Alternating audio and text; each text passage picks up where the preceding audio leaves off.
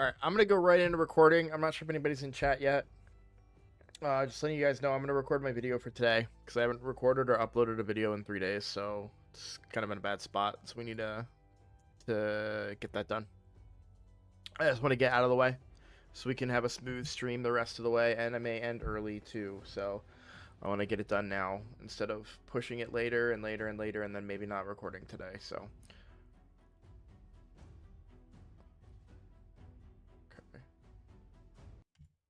Hello everybody, I'm Roadblock and this is a Raid Shadow Legends video. We are back on the free-to-play challenge account and I wanted to give you guys an update, so I haven't recorded in a couple of days and a lot of that was just I was not doing very well over the weekend. Didn't help that the Commanders lost, but that's my football team. That kind of just piled on to what was mostly a weak mental health weekend is essentially. So that's why a lot of videos didn't get uploaded. I actually recorded quite a few on Friday, but we are back now. We're gonna go ahead and record. Well, I am obviously recording this. I'm live streaming it as well, just trying to get a recording done for you guys to watch. So let me give you a brief update on kind of what's going on. So we 6-starred Tagi. He's currently in the process of being leveled, but we hit a major stopping point when it came to the Arbiter missions. So ascending 3 champions to level 6 of Ascension. Well, one of the problems about running such a magic-heavy composition is that you end up not having enough potions to 6-star people. So you can see, even if I did all of these, it's only going to be 30, which means 3 of the big boys. Now, I would rather farm the big boys, to be honest, but we need 7 to get to Gore up. Now, even getting Tagi to 3 stars is hard. I'm not in a rush to get him ascended because of the mission that we need to complete. So what does that mean? Well, if we look in the dungeon, you can see that the Magic Keep doesn't open until Wednesday.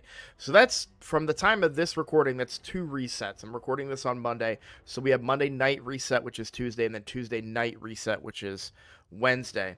So I am a ways away from completing that mission simply because I do not have enough Magic Keep potions.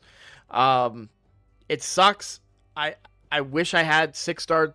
I can't really think of anybody that I could have 6-starred out of this group that would have helped me more than Tagi. I did a lot of thinking on it. We talked a lot in chat during live streams about it. And yeah, the big focus was that Tagi is really going to help me in Clan Boss once he's fully up and running. So getting him to 6 stars was important. Now, who's going to be our next 6-star? Well, I'm going to be real with you. I don't want it to be a Magic champion. Obviously, Ugo is already 50. Kind of makes the most sense. But my real plan is pretty easy. And that is Morag. So, to be honest, I didn't think about what affinity that she is. Good. She's Spirit. Awesome. So I really like Morag.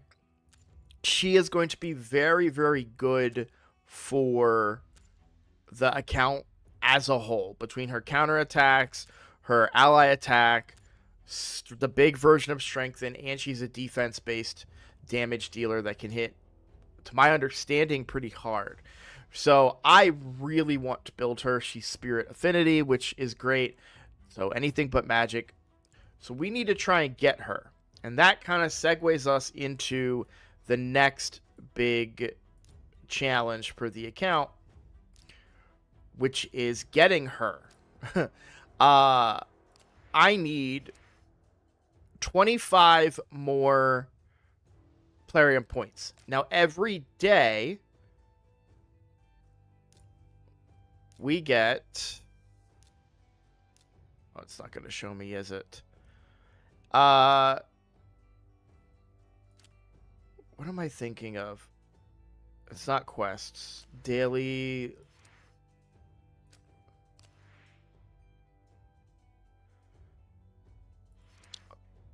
Oh, maybe it is quests that I'm thinking of.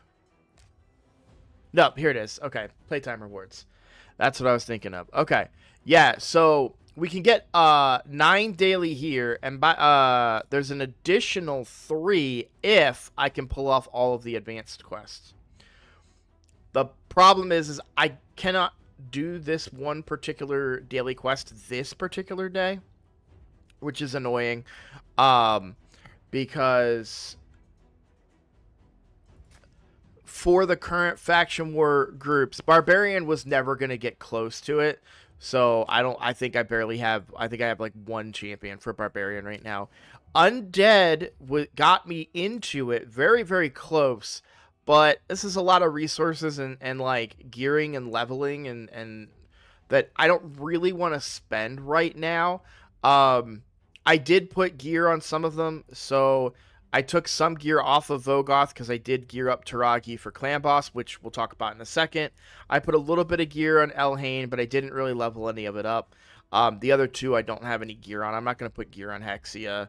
I do have some gear on Doomsreach from a previous time we tried to use him. But, yeah, I just get destroyed very quickly by this boss with 140 and a bunch of sub 40s. So I don't think it's really worth the investment right now into them. Just like I feel like I'd be spending a lot of resources to get 5 gems, 1 energy refill, and 3 Plarium points. So that being said, there are some Plarium points somewhere else. Milestone 2 of the Mad Hatter event, we have 50 Plarium points, which, by the way, would instantly get Morag. That's way more than enough to go ahead and get Morag, who would be a huge boost to the account. And we're talking every dungeon, every clan boss, everything. That strengthen is so good. Good quality damage. Ally attack with champions that you want to be using their A1s, right? You've got decreased attack from Tagi. You've got Leech from Ugo. Tagore bringing some increased defense, right? Kale bringing his poisons. Maybe if she's paired up with Alice gets a triple hitter if they have a cooldown. So really good champion that we want to be using. So my plan is to get points for this event. Now, it would also be very nice if we could come down and get the Cat's Gaze. I don't think that's possible on the free-to-play, simply because I don't have enough energy to do everything I want to do. Excuse me. My priority is missions. This is my priority. That is the strategy I came into this with. I said, I'm going to be efficient when it comes to missions. And until now, I have been doing very, very good. We've hit a little bit of a speed bump here. We're going to power through it, keep going. But that has been my goal since day one, and I'm sticking to that plan. With that in mind, I'm not going to, I don't have the energy left over to do Ice Golem turn attacks and Dragon turn attacks and other things. Now, when a fusion comes along, I may change my approach, but right now I barely have enough energy a day to do what I want to do. It's quite annoying. So yeah, we kind of have to figure out what we want to be and how we want to pursue the game. We do have Clan v Clan coming up. We're going to get some rewards there. That's going to be great. But basically, we're going for this. And we're not going to be doing a lot of dungeons right now. So that means that we need to generate points. And the best way right now to generate points for the Deck of Fate is from pulling souls. And we've been waiting for an opportunity to pull some of these souls. We do have some pretty good things to do. So I'm actually going to sell this. I'm going to sell this because if we go to the event here, and again, we were holding on to that, waiting for something like this. By the way, just as an overall point of view, like for most accounts, I don't like this deck of Fate Event. I think this is pretty weak in terms of resources. I like really, you're not. I wouldn't be pulling.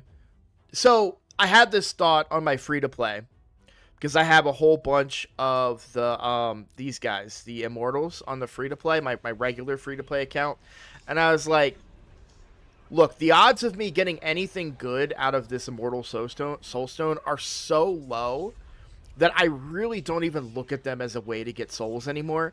These are a resource to get more resources. Whether it's a champion, whether it's somebody's soul from an event, books, like I'm looking to use them as a resource. I'm not looking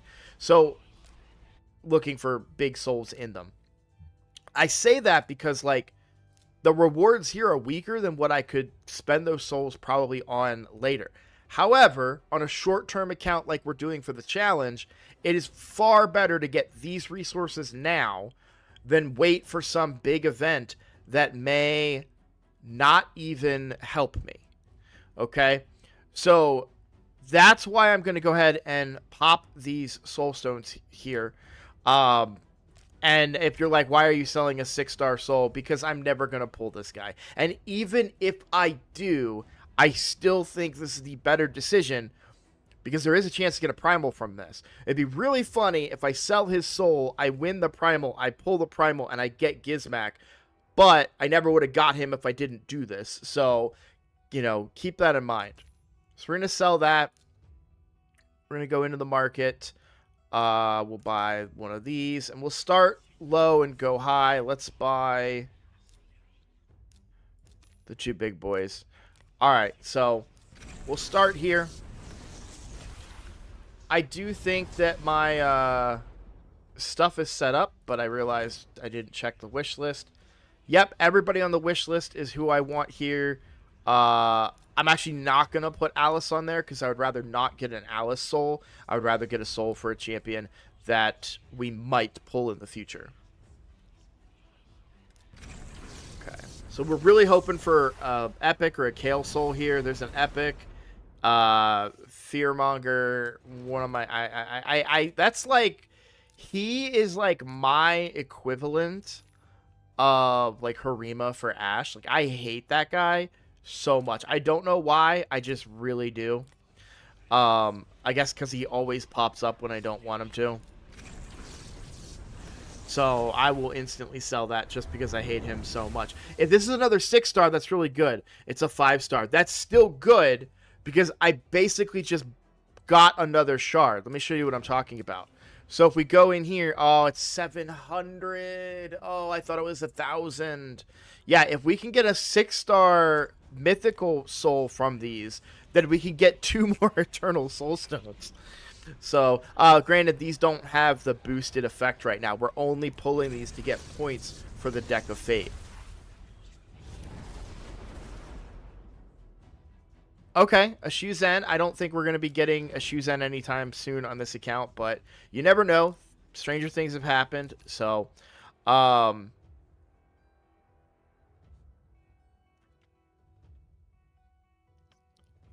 wondering...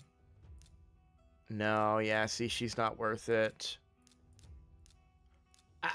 It's really hard to convince myself to get rid of the Shuzen soul. All right, well, let's hop into here. We have 10,000 points to spend. And we'll see what comes from it. So I kind of have like a little pattern I like to do. There's no science behind this. It's just what I like to do. All right, we are going to pin that. We have a lot of pulls here. Our chances are not that high, but they're better than nothing. So, hey, Primal. We're going to pull that on this video. There's no reason to wait for boosts on a Primal. I'm going to pull that Primal right away. Let's see if we can find another. There we go. Epic. Great. Energy. Yes. Oh, that's so much energy. That is going to get put to really good use here. We'll pin that. We haven't pulled any blues yet, so finding that early. We really want a blue here. A purple. Do I want to pin that? I don't know. I don't know that I'm going to have a way to generate more resources unless I sell that Shuzen Soul. Yeah, we'll pin it. By the way, I just saw a comment. So I'm recording this, guys, which is why I'm not responding to chat right now. But I did see a comment in chat that I didn't wait for CVC. That's a great point. I don't care about CVC. I should have saved to double dip. Like, I totally get that. But it's not a personal reward, so whatever the clan does, the clan does. I'm pretty sure we're going to win because we're all highly active and probably playing above our punching weight. So I'm not that worried about CVC, but if you are playing and you are in a clan that cares about that stuff, make sure you're waiting and pulling the stuff during CVC so you get your points up. My main clans are not competing because this is a non-PR, so we're going to tank on purpose. And then the free-to-play challenge account clan, pretty sure we're just gonna destroy them. So we'll see. Either way, how many? Oh, did we not? We didn't get any points from that, did we? Dang, man. Okay, well, at least we got the Primal Shard. I wonder, should I wait a day for the Primal Shard? There's going to be boosted events tomorrow. So maybe I wait to pull the Primal when we have a way to select what epic we might get from it. We'll do that. We'll wait one day. Wait one day to pull the Primal just to see if we have an opportunity to pick a good epic as a chase from that event. So we'll do that. I feel like that makes sense. I think I'm going to sell these. Shuzen is amazing, and a 5-star soul on her would be amazing, but I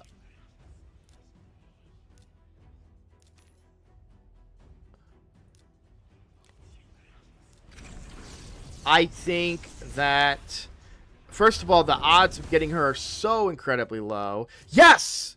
Yes! That's 2 more soul stones.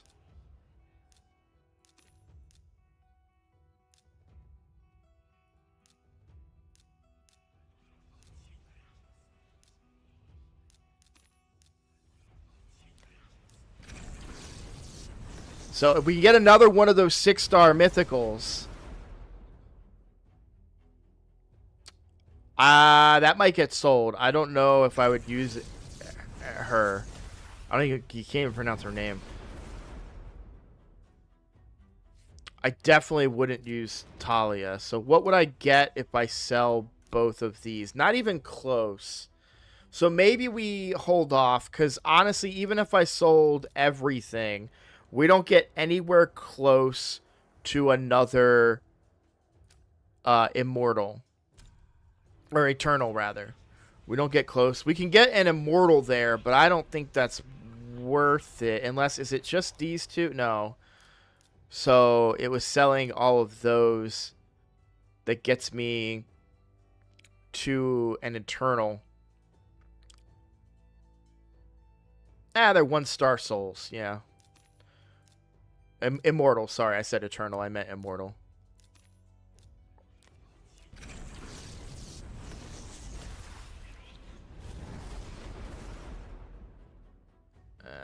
Not great. Okay. These ones being sold don't make sense because they don't get me anything right now. They can be saved up and sold at a later time. If they were to give me an immediate benefit, then yeah, absolutely, I would sell. But none of this gets me any immediate benefit, so there's no reason to continue selling that stuff. But we did hit. We got 14,000 more points here. Hopefully we can find one of those epics lying around. There's another ancient shard. There's the teacups.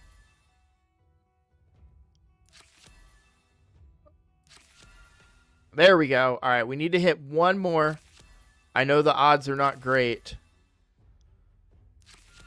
Hey, there we go. What do we get? Would love. Okay, 300 gems. Yes, we are getting great resources here, guys. We really are. Um, I kind of want to hit a bunch of greens here. Oh shoot. Okay, so how many? I mean, we'll pin it, but how many are in here?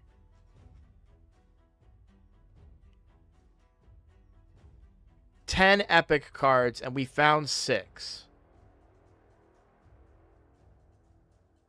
Well, sorry, we found 7. So there were 3 more left. Probably would be better to pin something else, but it is what it is. Alright. Now, we might get a handful more pulls. Not right now, of course, but with all those gems and energy that we just got, I'm going to start putting that to work and hopefully getting a bunch of stuff. Now, where did we go here? How far did we get? That's everything that we got. Okay. Well, yeah, we were never going to get close to this, I don't think. How many even resources were in this thing? Only 100 of the teacups. That's fine. I'm very happy with all the resources that we did get, though. We've got books, right? We'll use those tomorrow. We still want to generate some points, right? So we'll use the books tomorrow to target our books. Let's talk about books real quick. This video is getting a little long, but I do want to talk about books just a little bit. So Tagi, I do want to start booking. Now, there is an argument for Tagor's revive. The reality is that a 5-turn cooldown on this is still stupid. And it's not worth it to me. Yes, there's a shield with it, but it's on a 5-turn cooldown and I'm getting a shield from Tagi. I'm not going to go for it. I don't want to book that. I would much rather book up Tagi. We really only care about books here. Yes, books on the A1 are nice, but I never use the A2. It's turned off all the time. I don't think we're going to get Tagi fully booked up, but that will be the plan. And then let's see. Yeah, so that will be on the agenda for tomorrow. Primal Shard will be pulled tomorrow. Like I said, let's see if there's a 15x that we can try to gain a benefit off of there, but honestly, really good. We got, I mean, just the energy and the gems alone is a giant push on this account, and we can really start moving forward with a lot of stuff, whether it's leveling up Tagi or getting our masteries done on our other on Alice and Tagore. So, and then eventually Tagi. Alice is really the priority right now, because she is in the team and she's got the most masteries developed on her. So, yeah.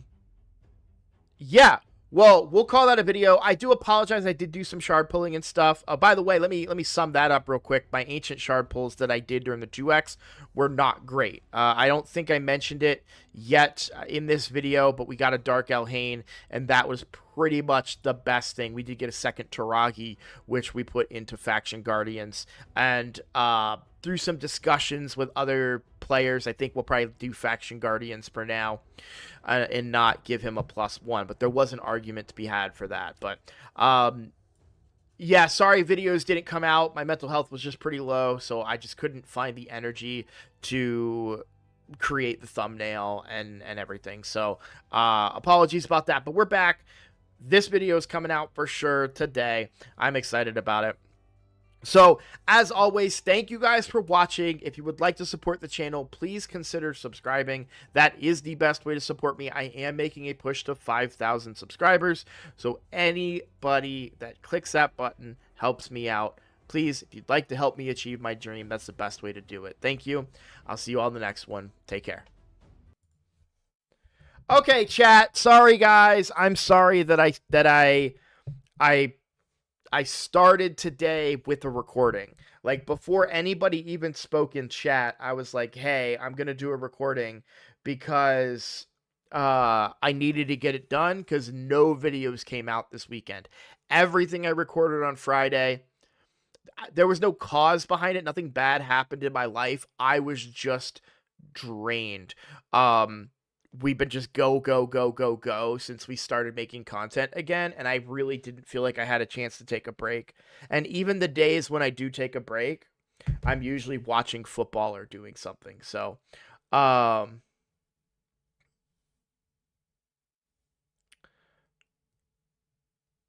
Shintaro, Cavalax, Geo, or Fat Man for an unkillable team. I really like Fat Man. I think Gentoro is the best. People put him high up there as a clan boss damage dealer, um, because of his kit. It works really well with single target. He brings that decreased defense and weaken. Um, and every fourth time you use this, it'll do a 5 times hit. And this gets its cooldown decreased every time you use this. So this is up a lot, which also means your decreased defense and weaken is up a lot. So people don't talk about him enough, but he is one of the kings of clan boss damage.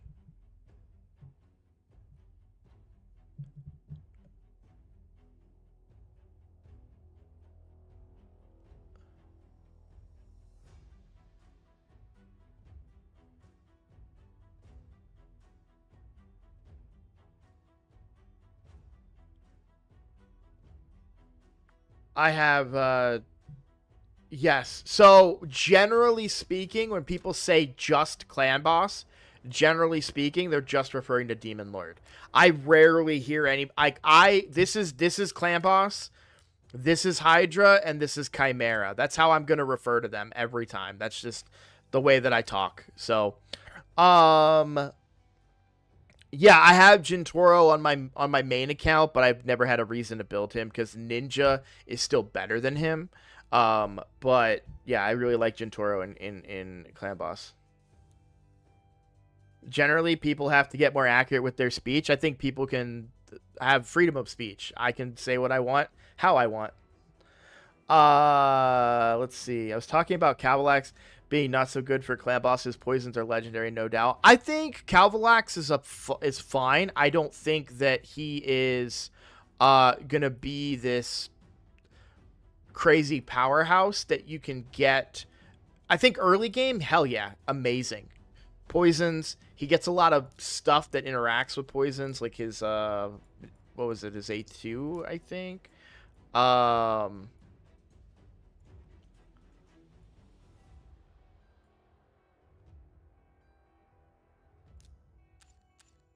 with the extra hits. And then this doing more damage, speed in all battles. Yeah, like he's not terrible. I wouldn't say he's terrible. He's a great poisoner. You can say that. That means Occult Brawler is better than him then? I don't know about that.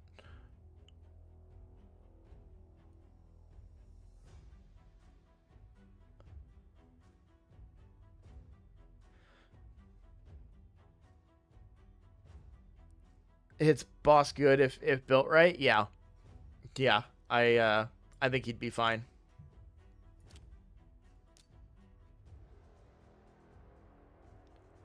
How's your mission progress? So we were just talking about that in the video that I recorded. So for my Arbiter missions, we're 2 out of 3.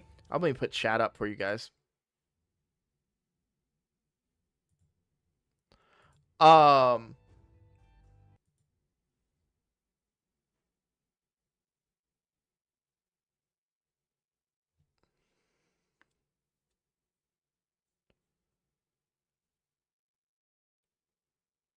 what's a total waste? You can use gems to open up Magic Keep. That's actually not. I wouldn't say total waste, considering we just got a ton of gems for free. Let me think about this. Let's have a conversation here and let's weigh the benefits.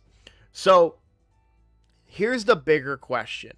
Do I need to speed up this mission? Right? So the next mission is 2 affinity bonuses to level 4. So let's do the math on this, okay? If I was to upgrade... Hey, Purple Frank, thank you for the follow. So I wish I knew how much they cost in silver and gold. Because I think this would be 150 silver to go to 3. But how much is it to go to 4? Is there a breakdown of that somewhere? About the discount if you use the higher level ones? No. I understand if I click upgrade, I'll see. Right? That tells me to go from 2 to 3. That's how I know it was 150. I'm saying, what is it to, how many gold is it for 4? Like, you know what I mean?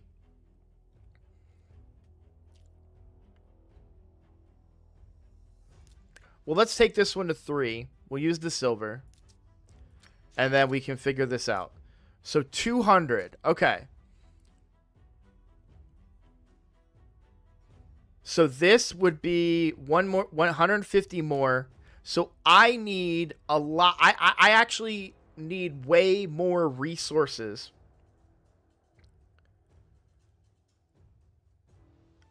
Anyways. So why don't we, instead of rush, instead of wasting the gems potentially, let's use our resources a better way to develop the account. Because I just need to do a lot more arena. Speaking of, let's go ahead and knock out a bunch of arena battles here.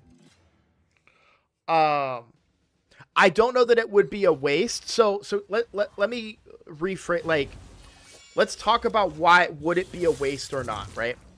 This is a game about time. And we're talking about no mission progress for 2 days. So if we go deeper on this, if we dive deeper onto this, where is it going to burn me, right?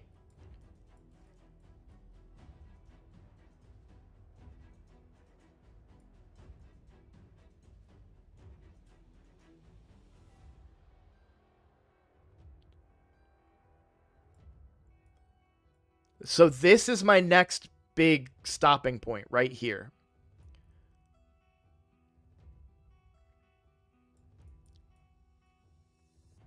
So there is no way that it would burn me. I would actually, like, if I spent those gems and, I want to be clear, if I spent those gems and had the resources to do this affinity bonus, there's nothing else that stops me in this.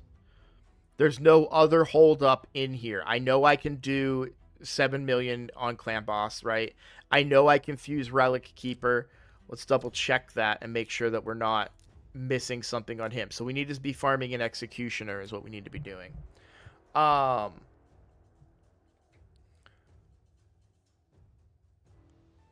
Yeah, 50% discount per quality drop. Yeah, I just wanted to confirm it was the thing. I didn't want to make assumptions.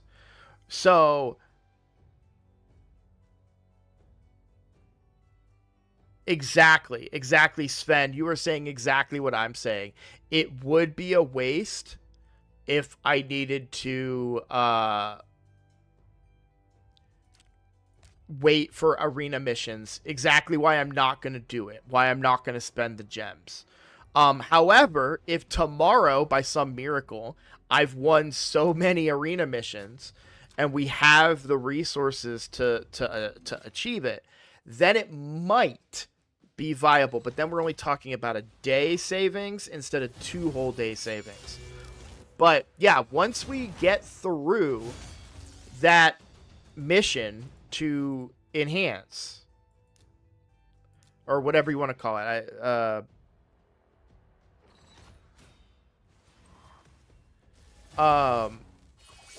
then we're gonna be flying. But you know what? We still needed an Executioner, so we're kind of not gonna be flying because we're gonna have to go back and farm him, which is not gonna be fun.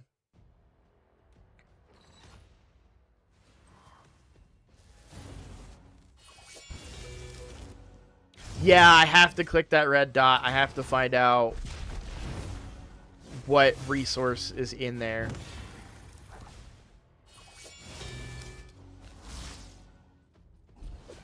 That's so, no, don't kill him. Damn it.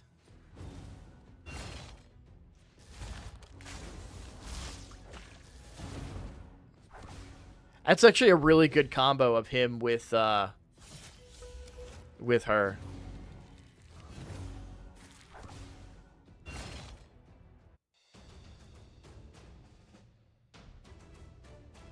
Alright, I want to at least not be capped on arena tokens so that I can keep earning them. However, we need to dump this energy. We need to get rid of this energy. So, I want to test and see how far along we are. I want to see if we can step up our dungeon game here a little bit. We'll find out. If we could get to 20, even if it's like a 2-3 minute run, I think that's going to be good for us. So let's try.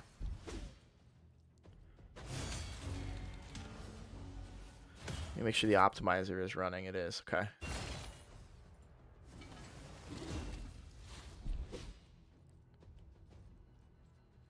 Hope it works well. What? You hope what works well? I'm not spending those gems, if that's what you're saying. You want to see me win the challenge? We'll see what happens. I don't think I'm going to win it. I think that I'm too far behind on legendaries. It's very, very hard to keep up with somebody that has even, you know what, not even just legendaries, but even really good rares. Like somebody that pulled a Cold Heart like Hell Hades. Neva with his Harima right away. Like, Harima is so freaking good for early game and progression. Canadian optimism? Yeah.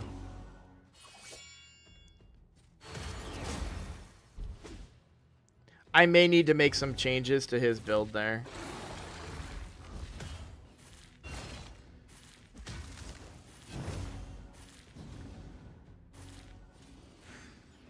That's a good idea, Sven. I like that one. Yeah, Geo and Helicath. Yeah, I saw that too. Bront got Geo, and then he... So Bront and I felt like we're kind of neck and neck. He had put some resources into other areas of the game that made his points score higher. But I felt like player power, and I don't mean the numerical player power in the game. I just mean, like, the power level of our accounts in general, like the strength of our accounts is a better way to say it, we're pretty even, which they should be in this type of challenge. But then he blew by me when he pulled Geomancer, which was just an insane pull. So I'm happy for him, right? I consider Bront a friend, at least for my part. But yeah, I'm very happy for him and his progression. It just was like, yeah, that's... I don't know that I can keep up with my pulls so far. Other than me getting Morag a little earlier than everybody. But we're all going to get her, so...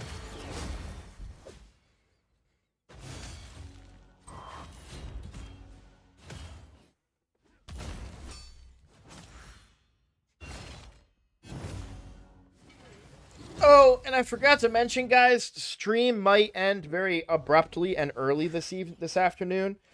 So Teddy, which is my dog, is at the groomers this morning. So my wife wanted him to get groomed, so she sent me to go get him groomed. And he is there this morning, and his pickup will be around 1 o'clock, I expect.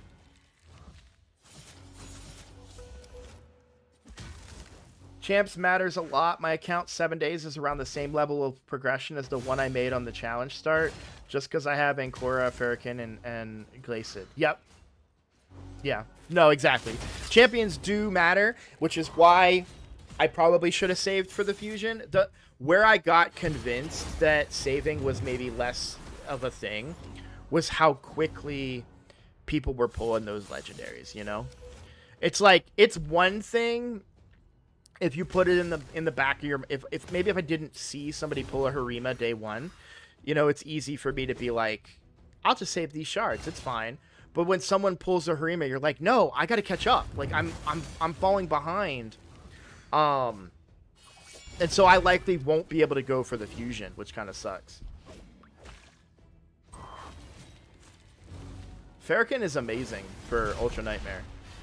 He brings ally attack, decreased defense, HP burn, and he hits like a truck.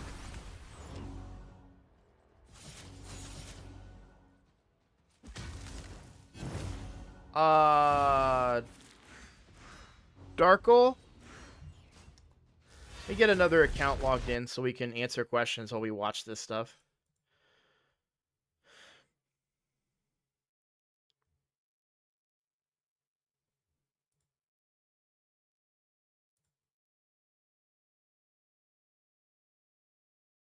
The optimizer doesn't always like it, so this may affect my point total, but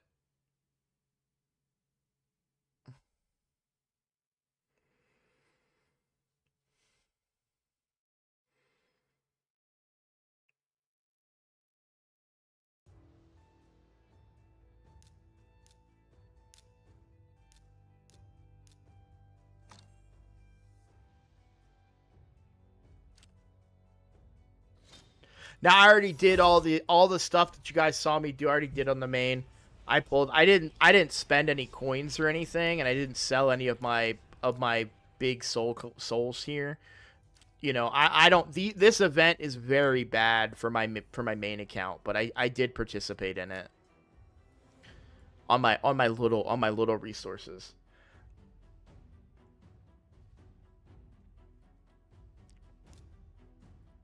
Isn't it, so people keep on typing Darkle, but isn't it no, I'm confusing him with Operdin. It's Ogen that he is, right? Drakgul. Yeah. I thought, didn't he get a rework, or am I mixing him up with someone else? I think I'm mixing him up. So, nope, that's not going to be too great. Increased attack, increased defense on all allies for 2 turns, and a block damage buff for 1 turn on allies with less than 30% HP. Shield buff equal to 15% of this champion's max HP, HP-based champion. I like that. Passive effect heals each ally by 15% of this champion's max HP whenever a shield buff placed by this skill expires, is removed, or is broken by an enemy. Allies whose shield buffs are broken will also counterattack the enemy that breaks the shield. When a shield is broken, the heal occurs instantly before any remaining damage from the shield breaking attack is taken. Look, I think if you pulled him day one, this guy's great. This is a early game legendary by far. So let's just talk a little bit. They don't make this anymore. Now, granted, this one's more niche than the others, right? There are only 2 champions that I can think of. There might be more that cast counterattack on the whole team. Okay. We've got Valkyrie. And there might be more, but these are the 2 that I can think of. They don't come out with new champions that give counterattack to the team.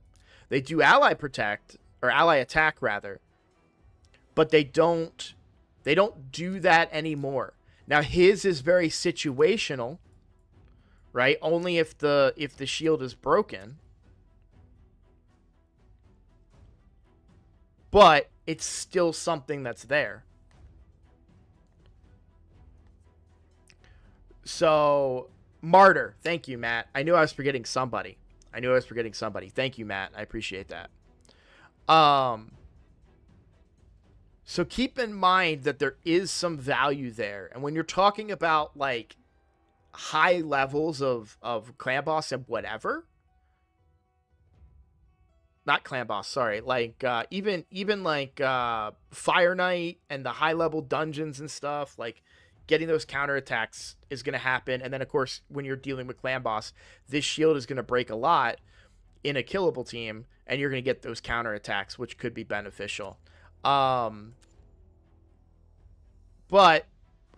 on a 3-turn cooldown when booked, you get increased attack and increased defense and then a situational block damage, which I'm not a big fan of that situationalness of that block damage, because honestly, with the way Clan Boss works, it's not very common that he'll take your champions to 30% HP. It's more common that he's just going to get to a point where he starts one-shotting everybody. So, Alaz has the counterattack. Okay, thank you. I was like, there's probably a mythical that has it recently, but other than him, I don't think they've come out with anybody that has AoE counterattack for the team.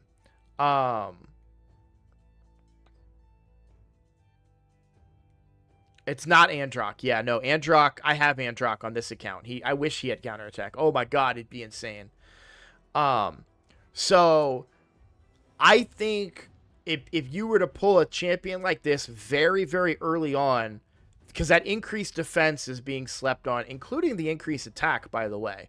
Like, when I do Clan Boss on the main account, or on the challenge account,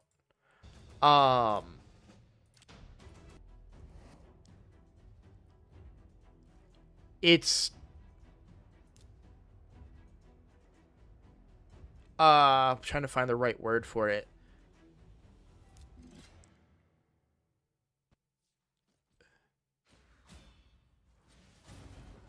I wish I was bringing the Void Epic that we got for the increased attack and the extra increased defense. So I swapped her. I was using her over Tagi while Tagi was being leveled and he had no gear on him. But I've now switched it back, and I'm happy that I did so.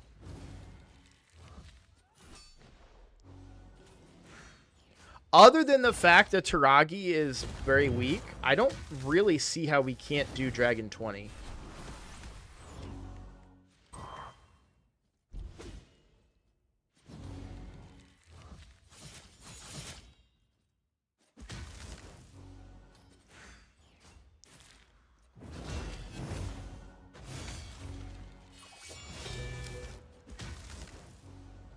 Hello from Dubai. Well, welcome to the stream.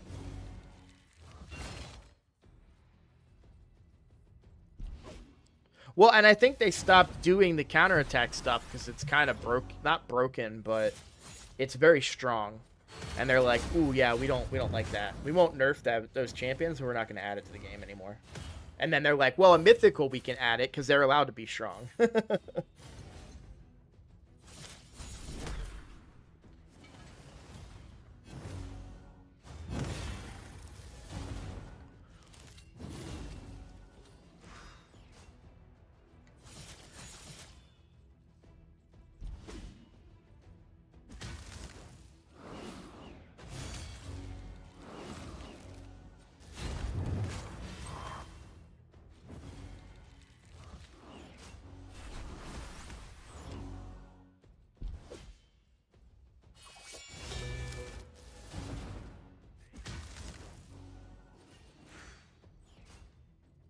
Mythicals equals more primal pulls, more primals, more monies. I don't know why I'm typing like a caveman. How am I liking Alice? Alice is carrying my account by far. We'll take a look at her build here in like 8 minutes when this run is over. As an early game champion, kind of like what Demo's saying here. She's so good because of her passive. Wave clear is a big problem early game, and she eliminates it in a way that is extremely effective because when she gets the kills, she's resetting her cooldown. So I actually get to use her A2 kind of in back-to-back situations, which is really nice. One thing I didn't consider is my low accuracy actually might be a problem here.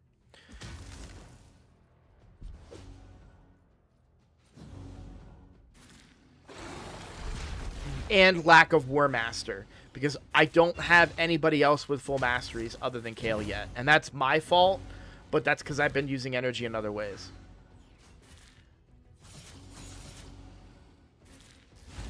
So in Doom Tower, she carried me through the waves. We cannot get past the Nether Spider.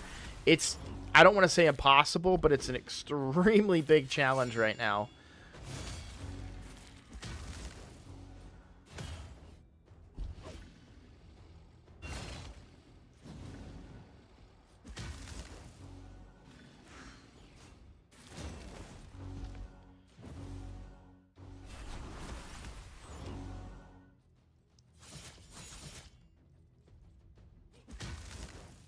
I'm so excited to get the energy and gems.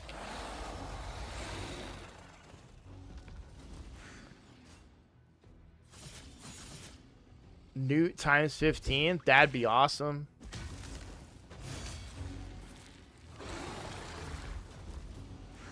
Oh, man.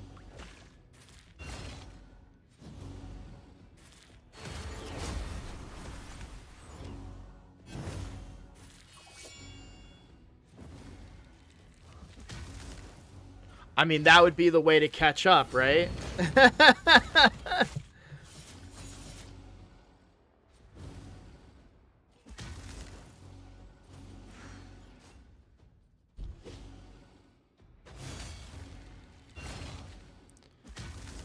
And here's the thing, like, you could make a bit of an argument of concern for the fact that this is a 5-minute run or whatever, but I think the reality is that I don't care, because I can run these dungeons overnight with energy and not be, like, heavily impacted by how long the run takes, because I'm waiting for the energy to regen anyways.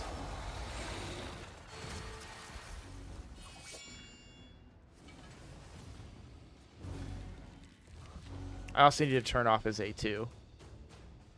But the main reason I want to get to stage 20 is so we can get 5 to 6 star gear. I actually just sold all of my 4-star gear yesterday, but you guys are asking about Alice. So I'm very lucky about my Alice build. Crit damage neck with the crit damage roll, crit damage gloves with the crit rate gloves with the crit damage roll. Attack percent chest. This also being a reaction amulet is really good. We have her in a set of pinpoint.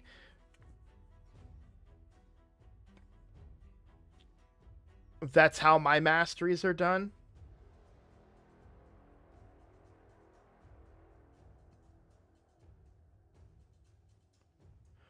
I don't know what you. I didn't see anything else you said before that. But yeah, I have, like, this is what's going on. Okay, so I cannot do stage 15. We'll try it.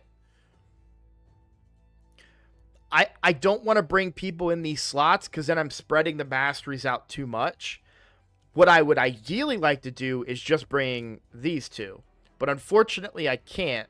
I was bringing Ugo to make up the difference. If we can get this down, that will be really good. Let me make sure. Yep, it's still linked, so... And she hits a lot harder now that she has an amulet. So there's a possibility that we can get our way through this. I think Kale's going to go down here is going to be the problem.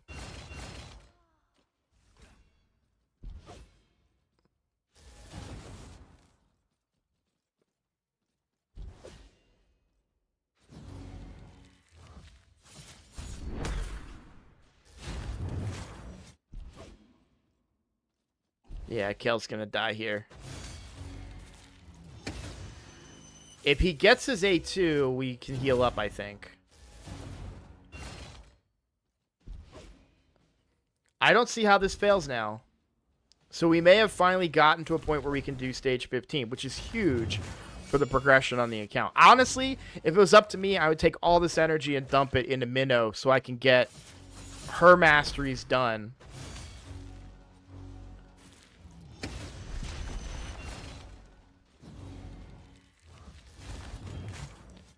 You could make an argument for bringing Tagore.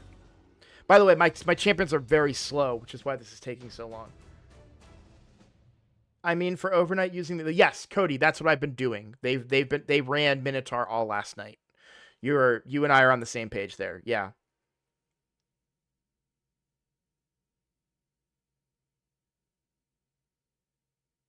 Yeah, so stage 15 is done, which is huge. The fact that we can do stage 15 is very good. So now we can start farming stage 15 overnight. But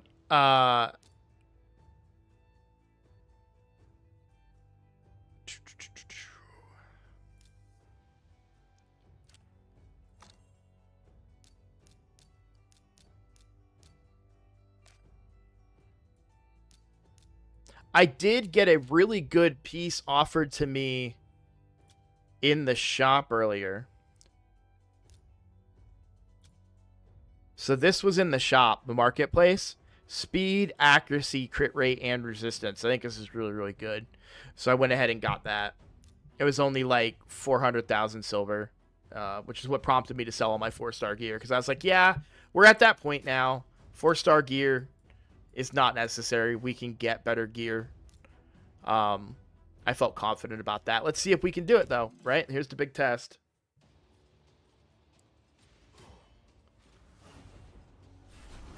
I think the waves are where I'm the most nervous.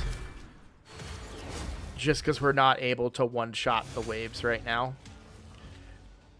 I do think I need to rebuild Kale, finally, for greater damage and get rid of the lifesteal.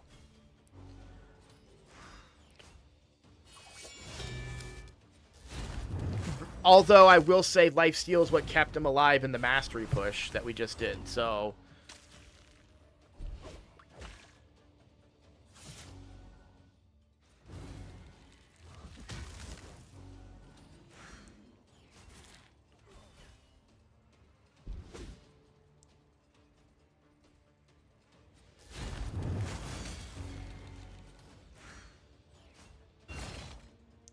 Or maybe I try and figure out another way to get lifesteal on him, to where he's not using a flat HP chest. We can get him an attack percent chest, because he's not, doing any damage.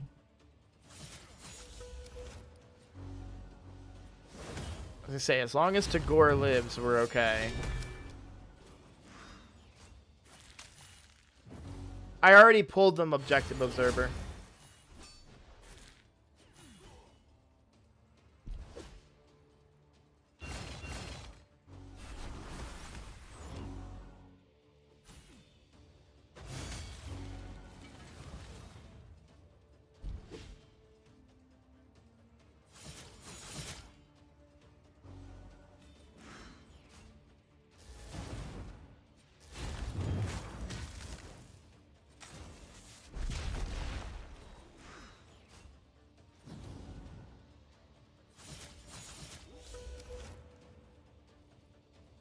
Yeah, I did all the main account and free-to-play stuff before I made, before I went live today. Solid 50-ish watching and 11 likes. Come on, all represent. Thank you, Priest. Priest is making a good point. If you guys are enjoying the video, please click that like button. That does help me out. It does help promote it, but I'm also really excited to hear that we're up to 50. Oh, wow.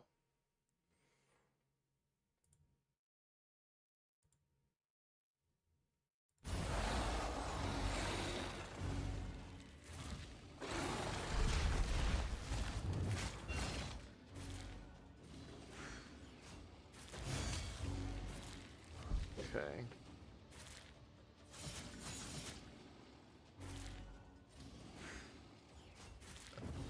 Code? I'm confused about code and what you're asking. I'm using Tagi with Toxic Gear because his passive rarely hit. Apparently, yeah, demo, but you gotta understand, like, before I started doing, let me refresh and see if there is a promo code out right now. I feel like I've only been back streaming like 2 weeks, or maybe 3 weeks now. It might be. But I did the PP500 code. Yes, I did that. Yeah. So, but yeah, like it's still kind of crazy to me for for 50 people to be watching, to be completely honest with you guys. Okay, this is not going great.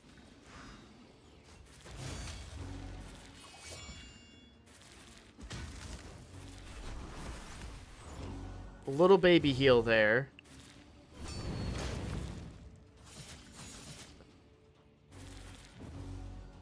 Can Kale solo it?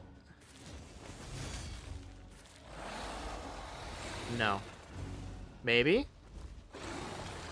No. We're close. We're very, very close. I think getting Tagi actually leveled up is going to help. Getting Tagora Ascended and Masteries is going to help. Tagora not having Masteries is kind of bad. I feel like this heal should be a lot bigger than it is, right? 15% of his HP. But the reality is that he's very underbuilt, right? He's only 47k relative to, I mean, even Alice is 39k. So 15% of his HP is not that much more than her HP. So he's not healing everybody to full. Furthermore, the mastery choices, you know, I probably could have gone lay on hands for him.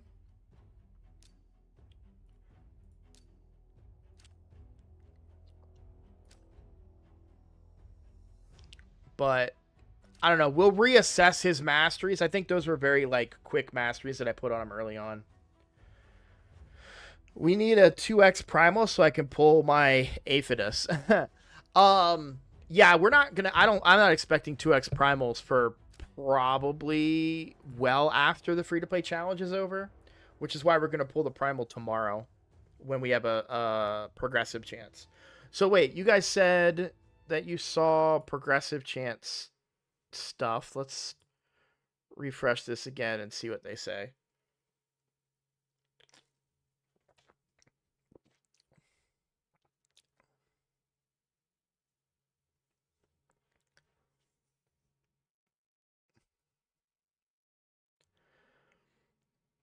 Always love watching Nubs breakdown of these.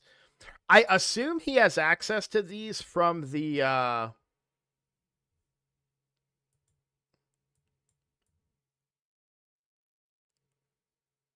content creator program, because I never see this. Okay. All right. So let's pull this over. So on Tuesday, we have a chance at Newt.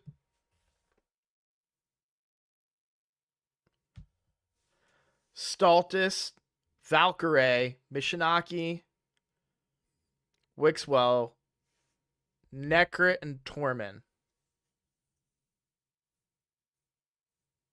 And then on the second day, there's Snicktrack, Roshkard, Artak, Bivald, Samson, Narcissus, and Claydna.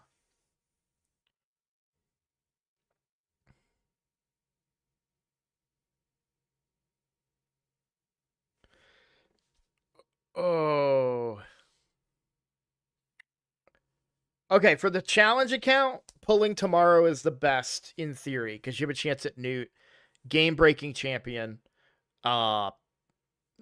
probably an instant win card almost.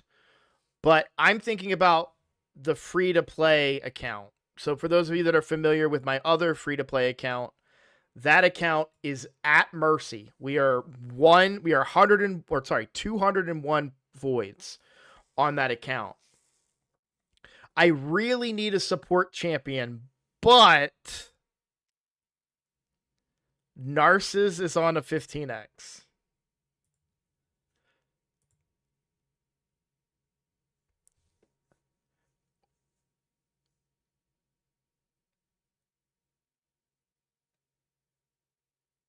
I'm still waiting for my Newt. I such a loser forgot.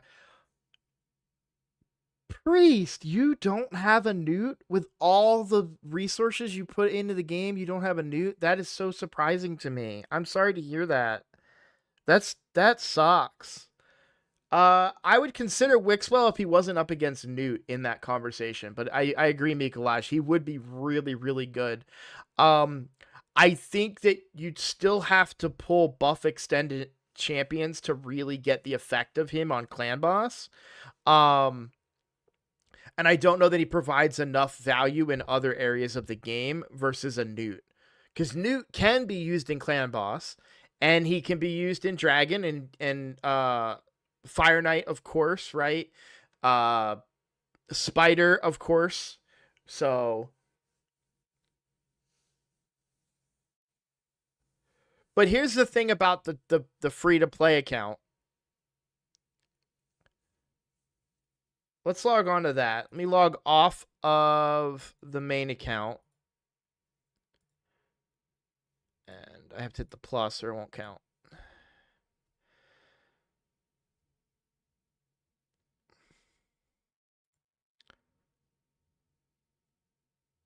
This one.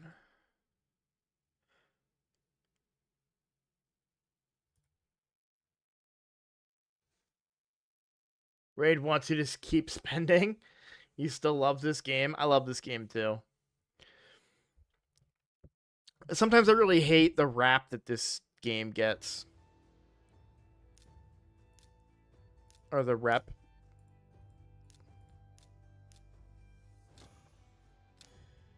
Alright, 3 Void Shards.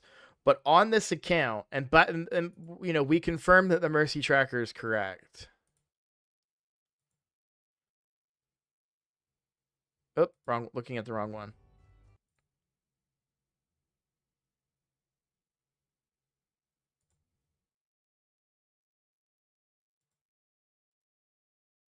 So 201 into Mercy on Voids.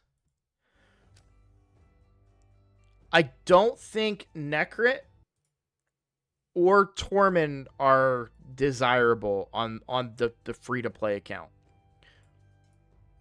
Now, I want to review Necrit's kit before I confirm too much into that. Make sure that I'm not sleeping on something in his kit, right? Block debuffs strengthen on the ally with the lowest max HP at the start of each round, and gives them an ally protection.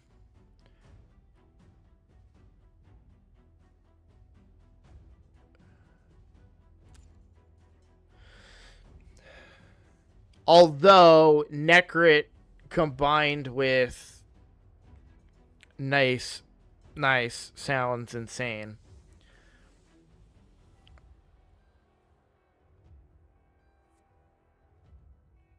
He does bring block debuffs.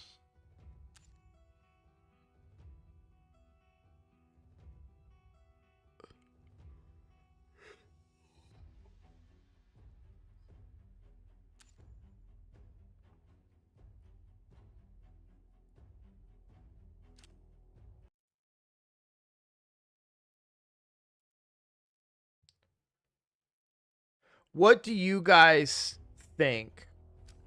Because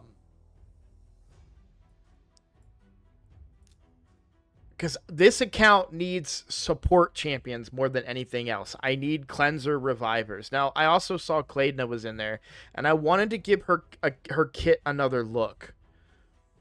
I'm not a big fan of the kit, by the way, for Claydna, but I wanted to give it a legitimate look before I just instantly dismiss her. If you pull Narcissus, you're buying a membership to this channel. Well, I hope you pull a Narcissus. So she does do a cleanse and a block debuffs.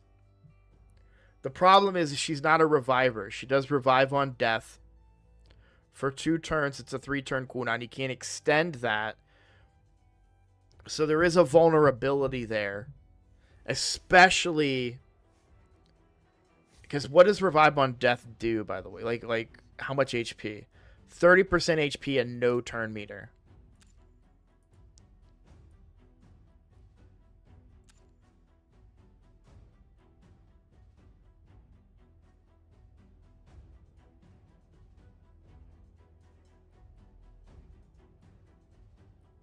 Oh, that's not bad.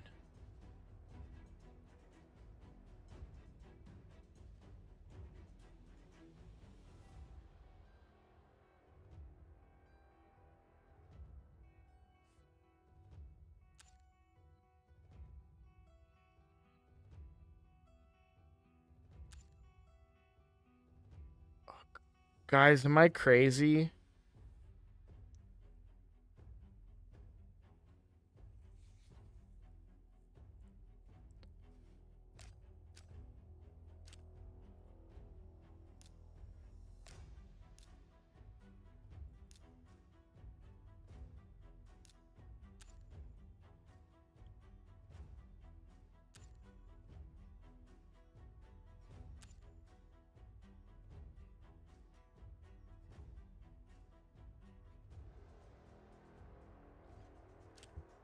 So hear me out.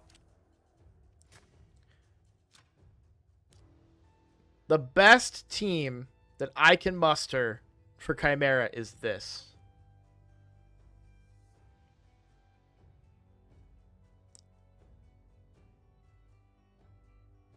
Now, there's a big change that I want to make. Well, two big changes I want to make.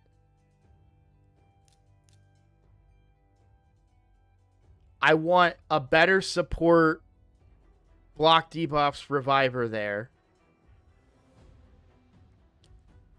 And I am heavily considering Loki for Chimera.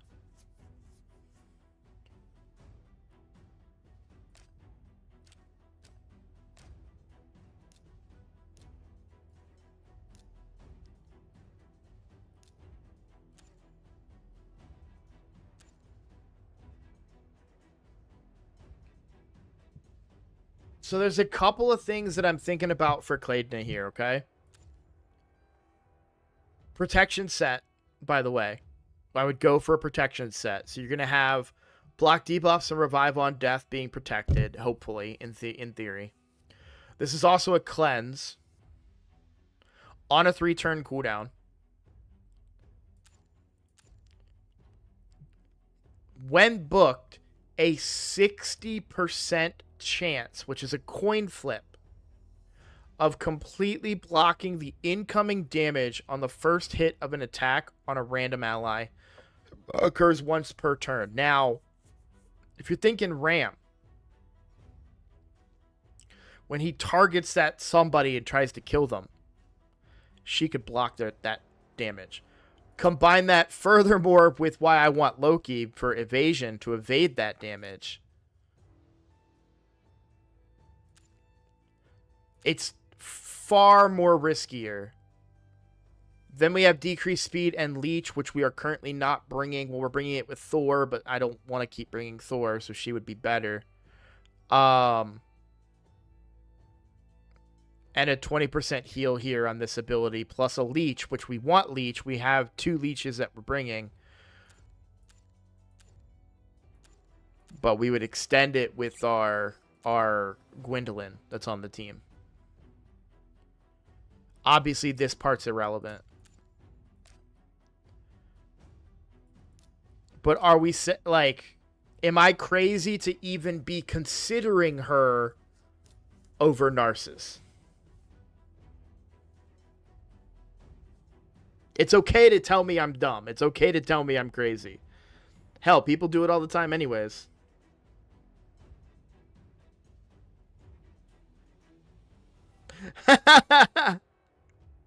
All of the yeses.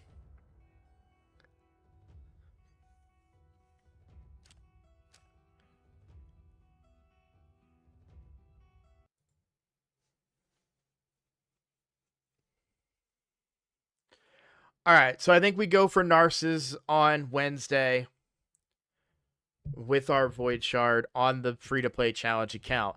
Here, I will tell you guys, I don't think it's worth it. I know you're going to call me crazy saying that out loud, but I don't think it's worth it. I think Clayton is better for this account. But a Narcissus is a Narcissus. You can't really ignore the power that is a Narcissus. Now, I don't have Ancora either. If I had Ancora, that changes things. But then we could start chasing Ancora, and Ancora could then also be my support champion that fills that void on that account. So,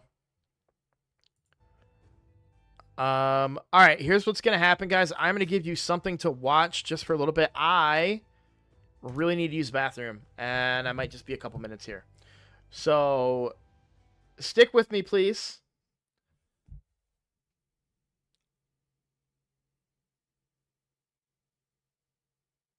Yeah, he still does stupid damage. Exactly. We're thinking the same thing. Uh, hang out, guys. Just give me a second. I'll be right back, okay?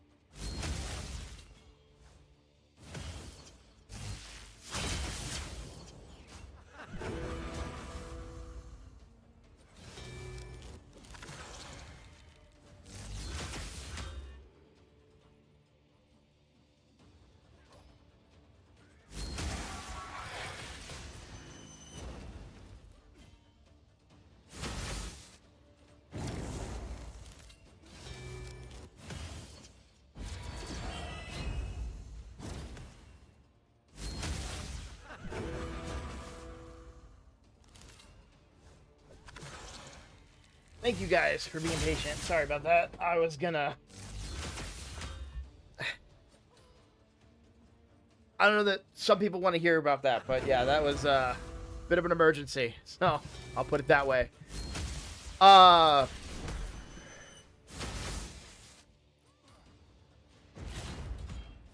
Turvold, yeah.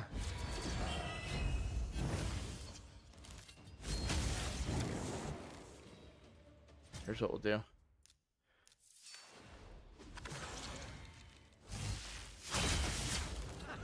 Yeah, the main thing was just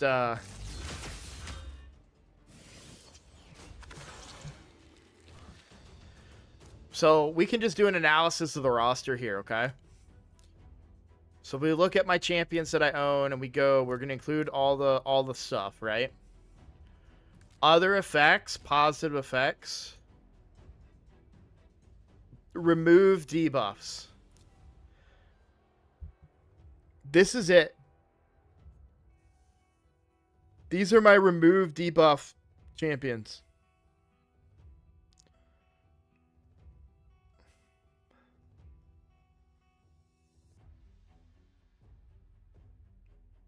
Not a lot here, right? Okay, well, let's take it a step further.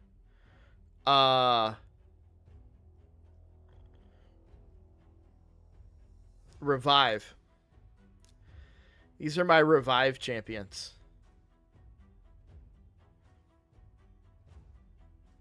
Only revives lizard men, only revives on a kill, revives everybody, but can only heal to 50%. Self-revive. Revives if he gets a kill. Situational revive if the whole team gets killed. Then you have single target, full team on a 5-turn cooldown.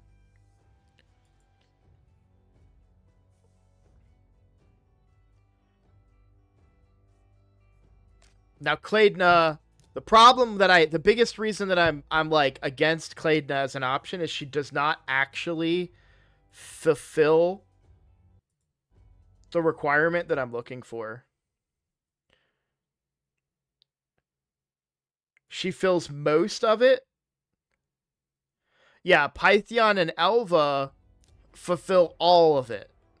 Right? A Pythion with a full team revive, a cleanse with a block debuffs, plus his passive. I mean, Pythion is amazing, right? Elva too. So with Elva, you have single target revive, but you have increased speed and the block debuffs and the cleanse. And some healing, plus a speed in all battles. Aura.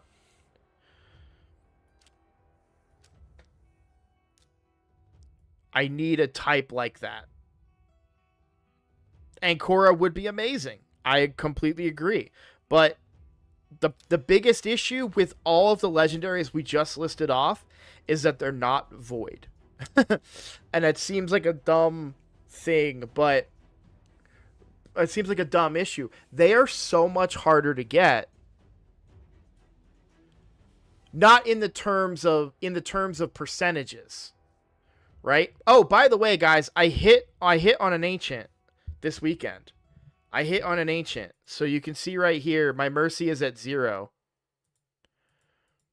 I hit on an ancient. There it is. So I pulled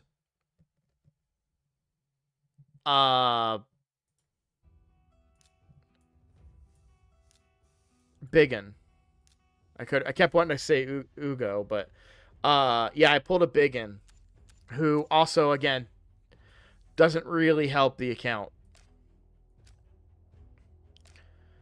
Yeah, and Korra would be fine. There's a lot of reviver, block debuffer, cleanser, type champions. That is Ash's first legendary. Yeah, I'm not excited about him at all. This late in the game on the account, I don't think he brings much of anything for what the account needs, right?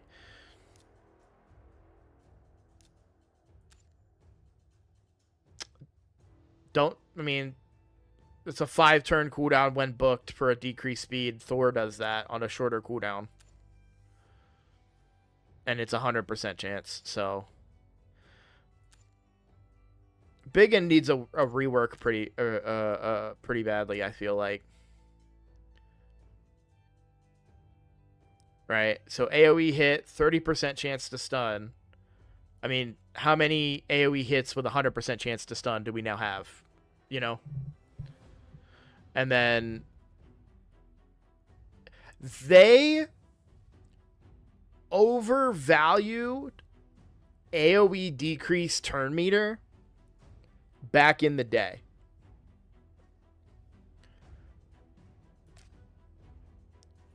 Compared to what they value it now. Okay? So this is a champion with a full steal of turn meter on a 3-turn cooldown. Yet 2 champions with AoE turn meter steal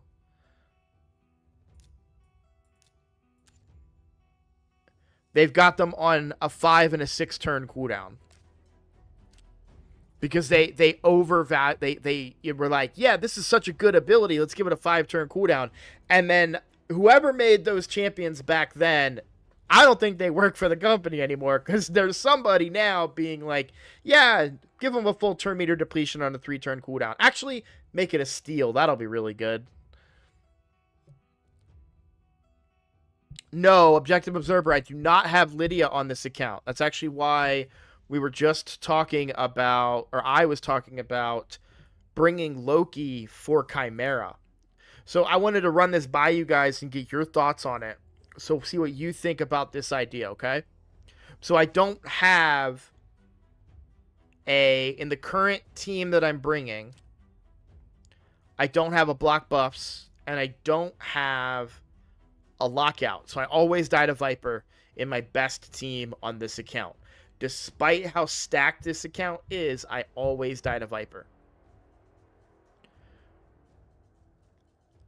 So and revivers are hard for me to get. So I kind of had an idea. So if I build him right,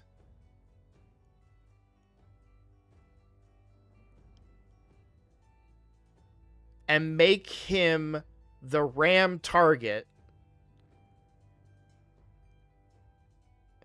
the ram cannot kill him. Does that make sense, right? If this champion's HP is below 50% when targeted by an enemy skill, 100% chance to evade that skill and all of its accompanying effects, this guaranteed evade then goes on cooldown. So the way that the ram targets people, and I don't know if I'm even going to be able to find it.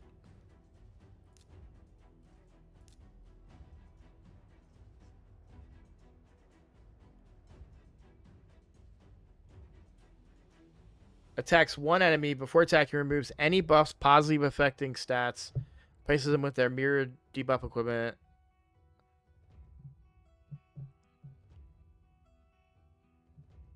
If the damage dealt by this skill is equal to or greater than 20% of the target's max HP, repeats the attack, right?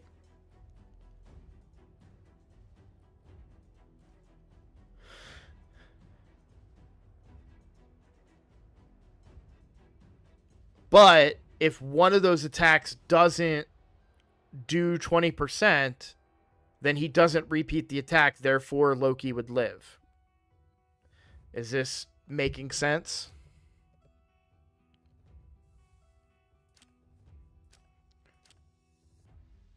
Isn't there, it doesn't say it in the tooltip, which is annoying.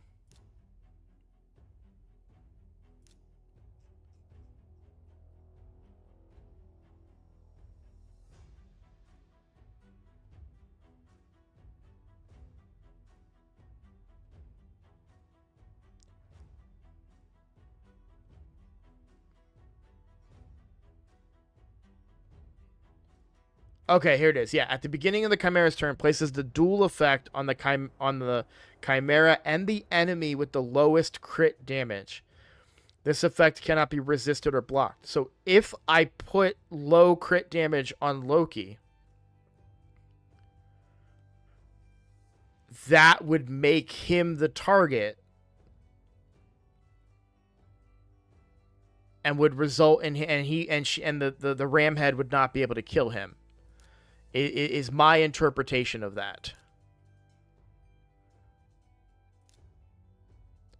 So he helps there.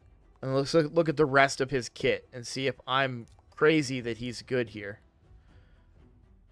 Somebody may have already made a video on this, by the way. I haven't seen it though. Then we have a full turn meter of 15% because we can't steal any of it. So we would give our team 15% turn meter and increase attack. Then here, block active skills and a block buffs. So when we get to the Viper, we would be able to lock him out, right?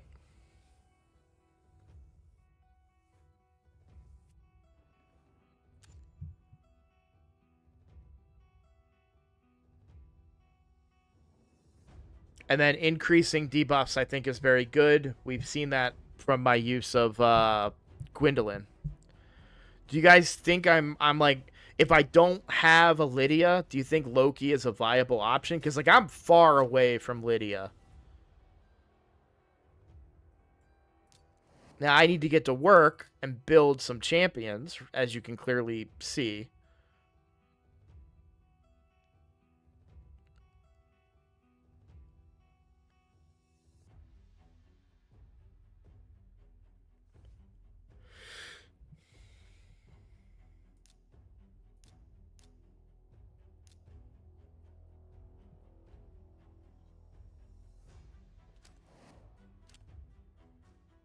But I wanted to know what you guys thought before I took a leap like that.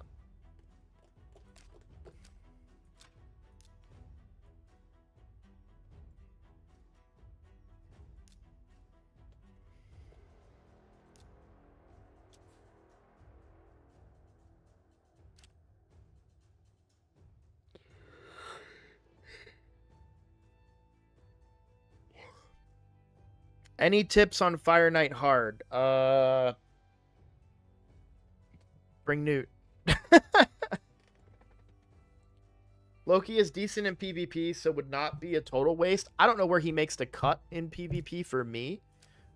Possibly in Tag Team Arena.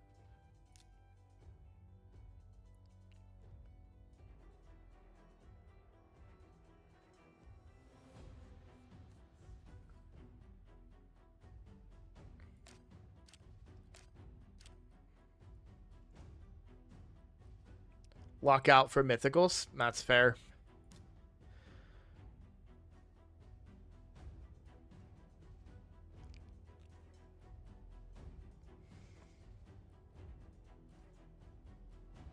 God, Python in this account would be so freaking good, though.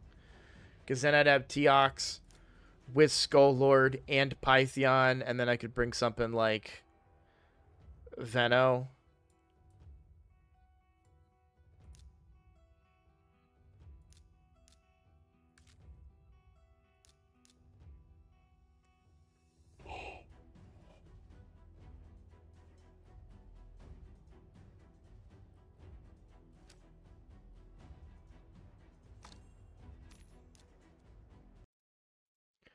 All right, so we got to get to work on spending this energy. Nothing in the missions right now. Challenges.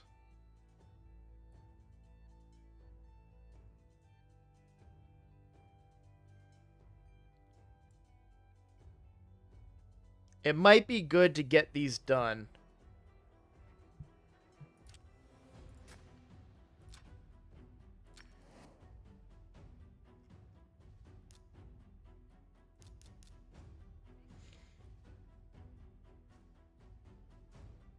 I am leveling her. We're going to try again later to do that.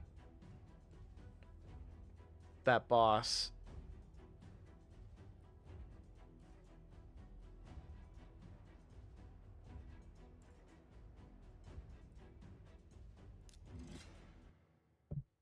Loki, UDK, Wukong, the most annoying free trio to ever exist. Yeah, yeah.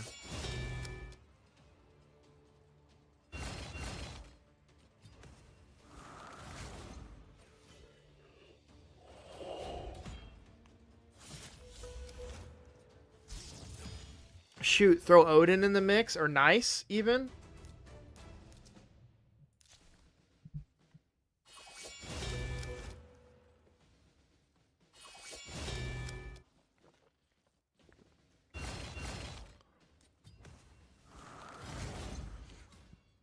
Loki, UDK, Wukong. Or you could even do Loki, UDK, Nice, and Oden. Hey, that's it, right? Sweet. Should have sold that piece, but I didn't want to risk the mission. 5-star artifact from clearing stage 2.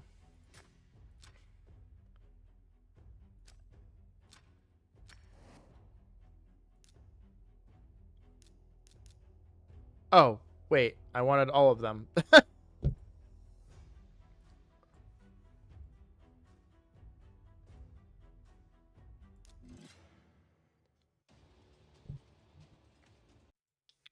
And how many points is in this tournament right now for Ice Golem turn attack? It was 40.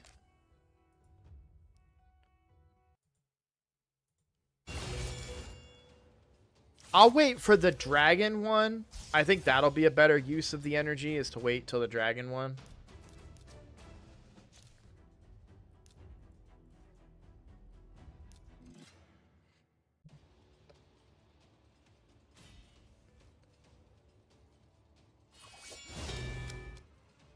And you know what? Once all these ones are leveled up, we're going to start leveling the food for Relic Keeper.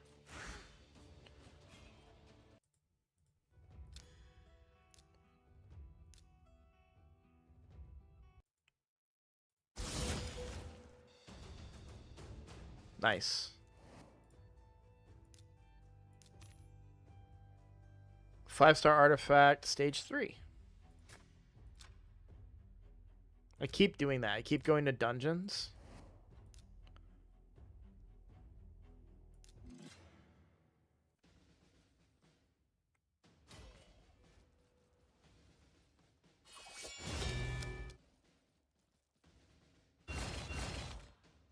If I didn't gain so much energy, we'd be doing Hydra, by the way. But I can't let 1,000 energy sit in the free to play, because then we're losing energy actually.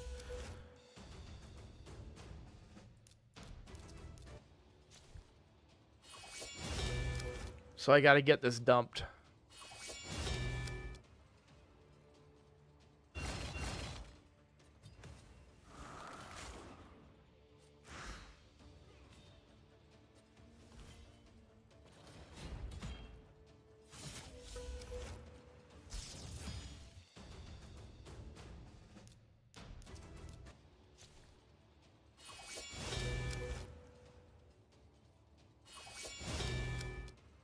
I still can't believe we turned one Eternal into 2 Eternals. That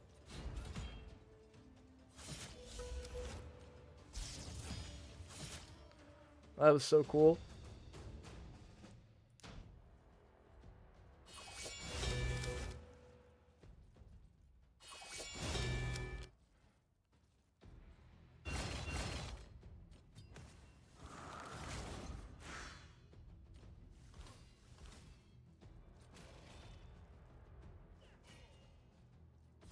So some people were asking about Alice, and I think you just kind of saw what I was talking about with her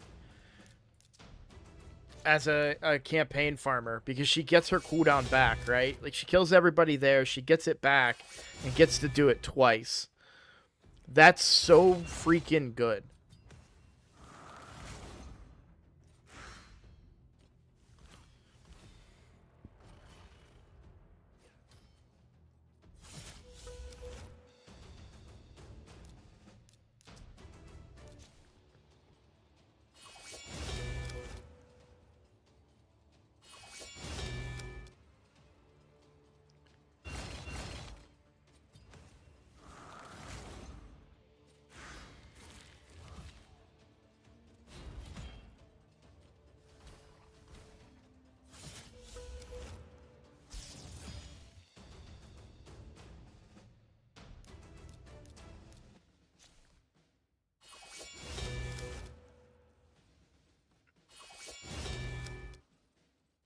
Hello, is there a code that give a legendary for new players? There is. There are 2 codes that give legendaries for new players.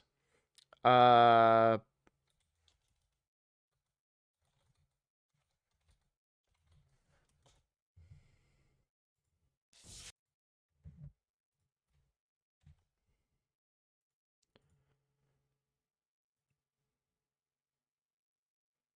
shoot, my chat's down.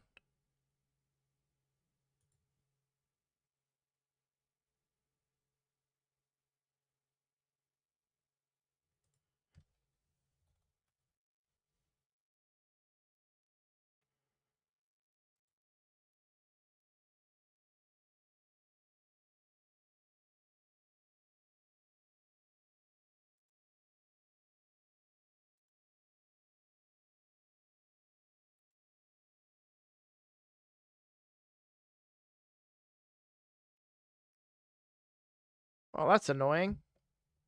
I guess I'll have to go.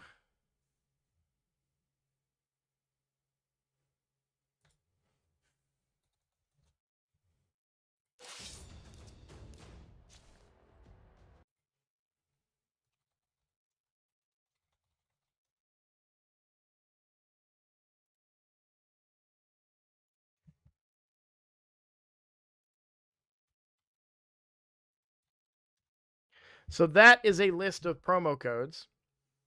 If you go down that list of promo codes, you'll see new player promo codes.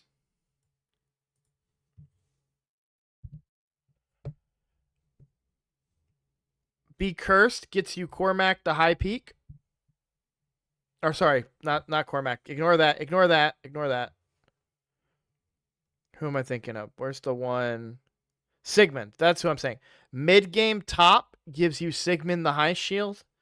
And then the other one is Monkey King that gives you Sun Wukong. I think those are the only 2 legend. Oh, and then Get Loki gives you Loki. Don't use that one.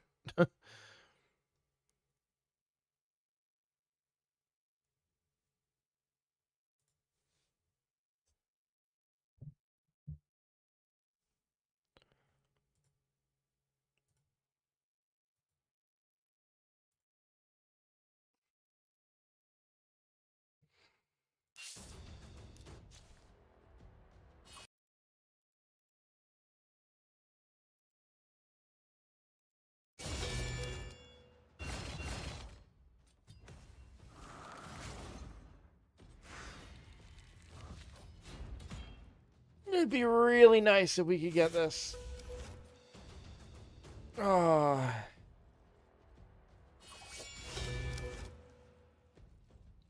Shoot him, Kevin! Hey, Sith Emperor, thank you for the subscription.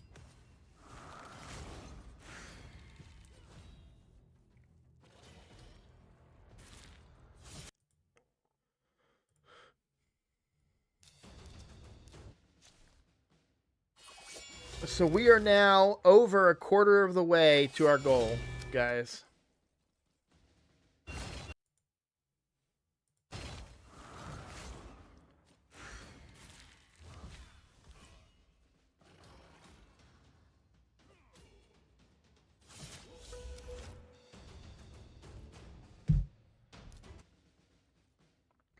Man, the other ones went so quick, and now this one is just painful.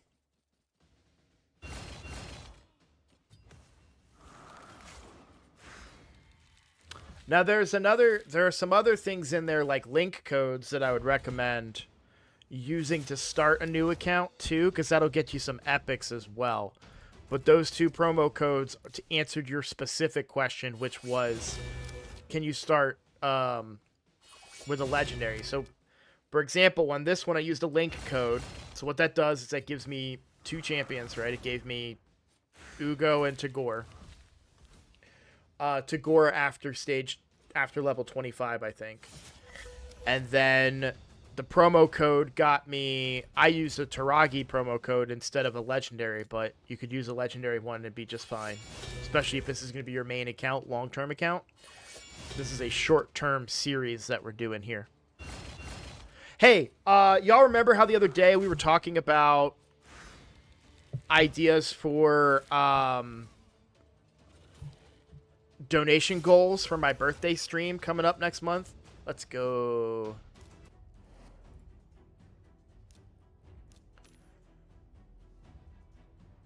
So I had two ideas. And I want your guys' feedback on this, okay? So one idea was to do another free-to-play series after the challenge is over, right? So, like, the challenge would end, take a little break, and then, like,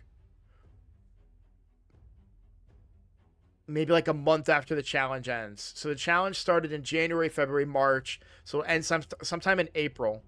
So if we did, like, May, for example, and started a new free-to-play account, but I was hyper efficient. Like, I did everything peak level of performance and see how far we could get in another 3 months. I thought of that being a reward.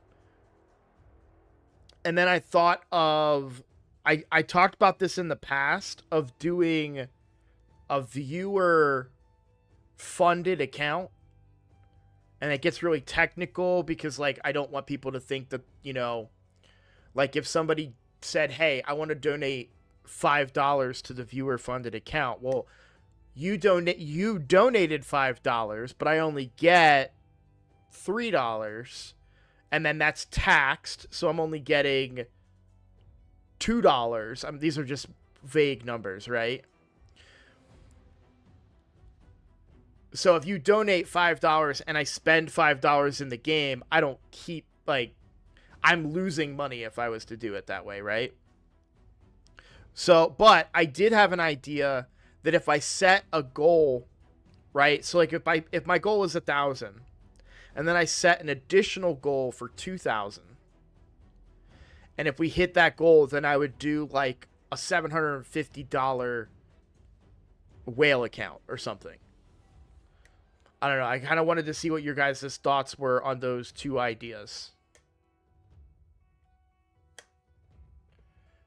So it'd be another short-term free-to-play account, kind of like the Ninja account was, and kind of like how the challenge account is, but it would be very focused with, like, a specific goal. I wouldn't be wasting shards. I would go for a fusion, that kind of stuff.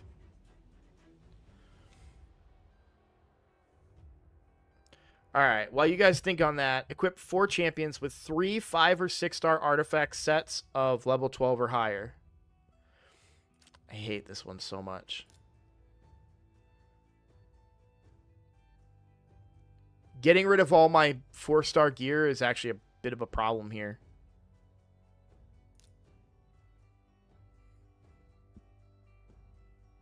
So who are they counting that has these sets?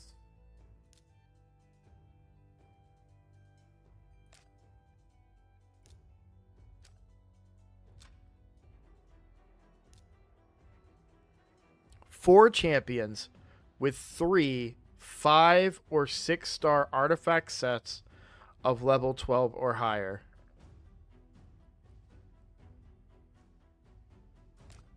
I don't even know who they're counting here because I don't have 3 people that meet that criteria.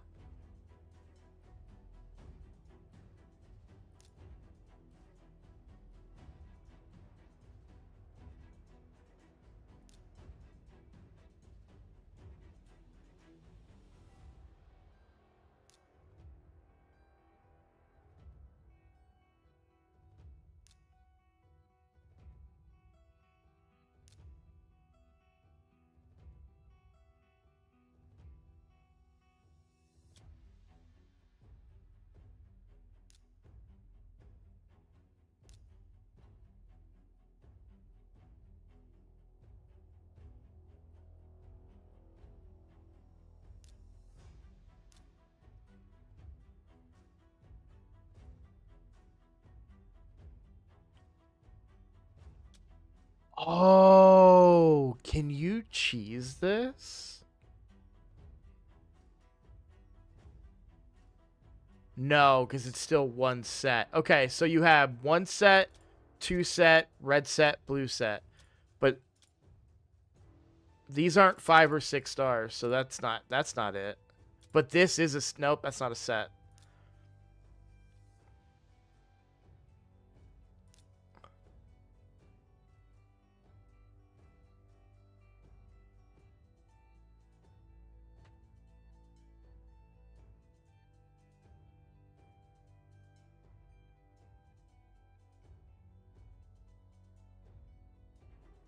That's an interesting idea, Sammy. Where you guys keep an account going with donations, like, hey, I'm gonna stop playing this unless we get more donations or something. I don't know. It feels. I like the idea. It feels.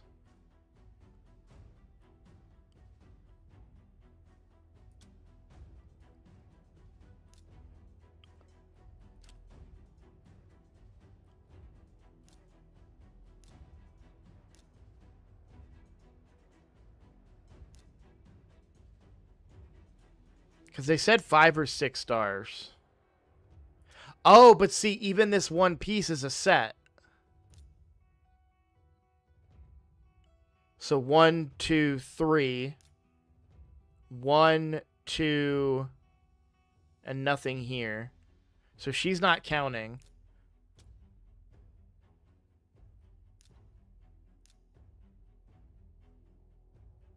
One doesn't count.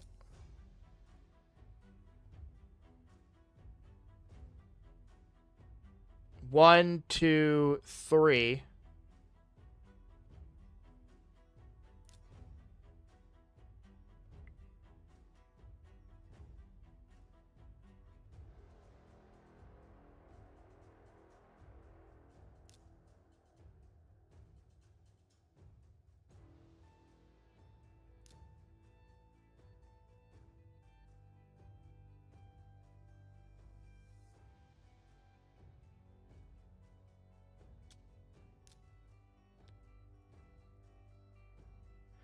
We're gonna, if my theory is correct,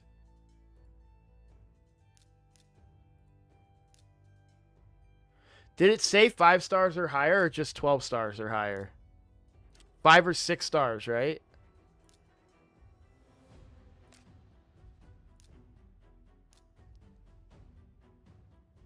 No, so that one doesn't count.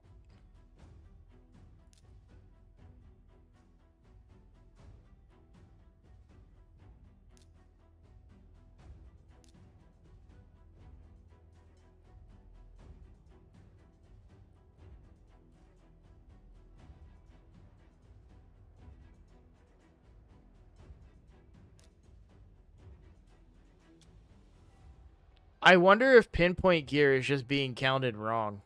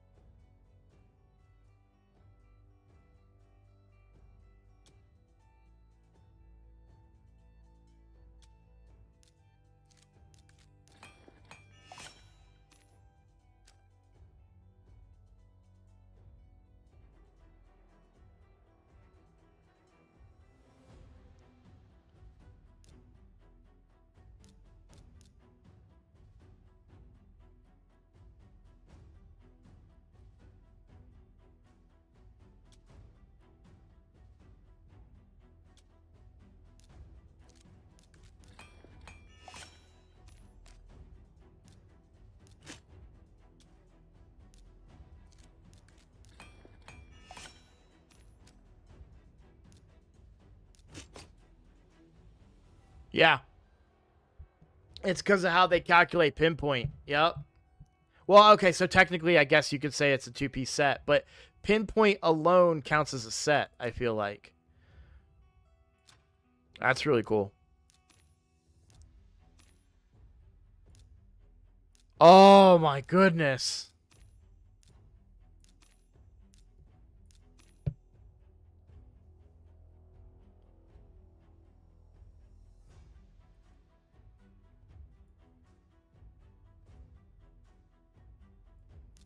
So much energy.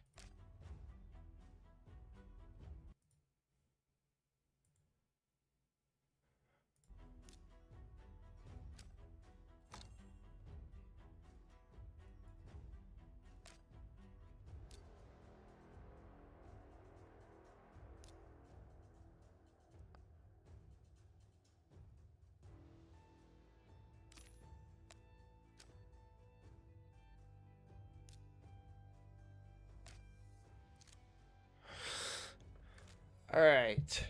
Well, let's take a look in here.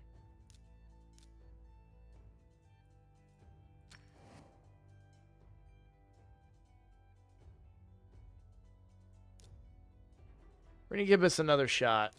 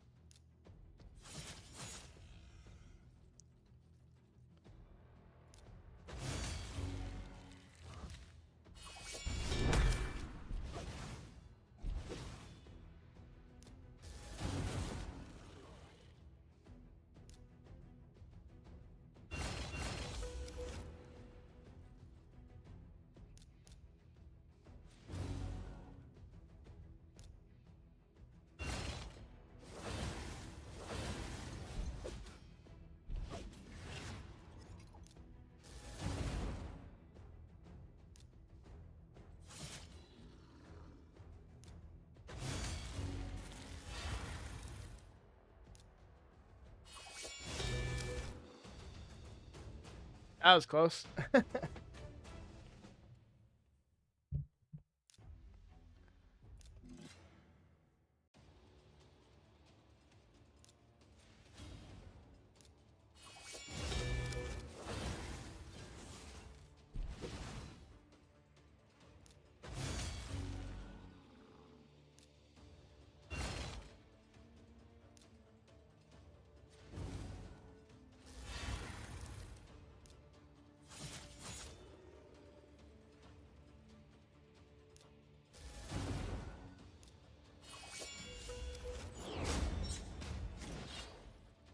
Interesting.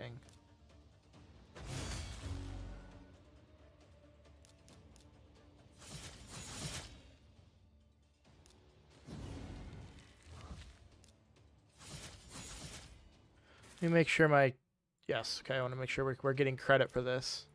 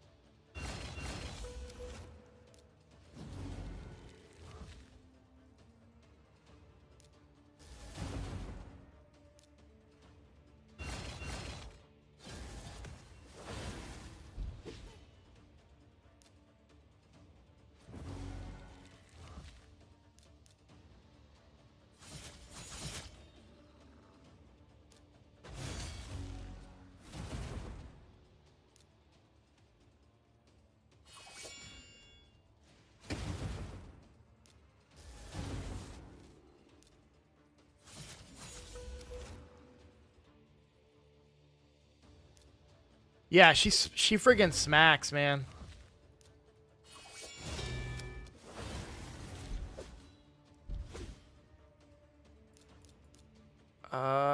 He can't get a turn. Oh, shoot. Oh, man, that was close. Okay.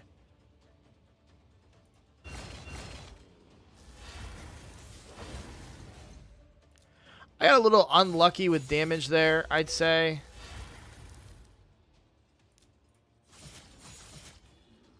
We'll try that one again.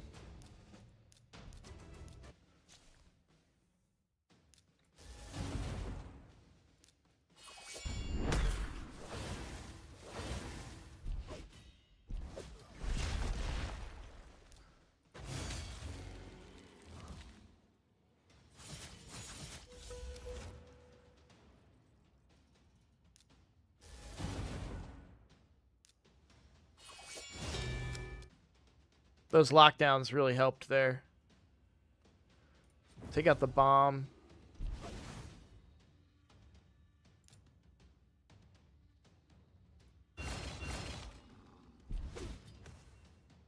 I kind of hope Kale doesn't kill him. All right. Because she's not going to have her cooldown up now. There's a chance that she can kill one of these guys. We'll go for this guy. Only a double hitter, not great.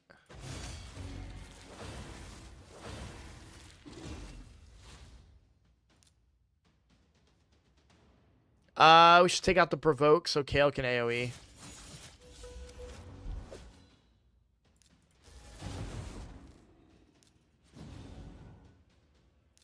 There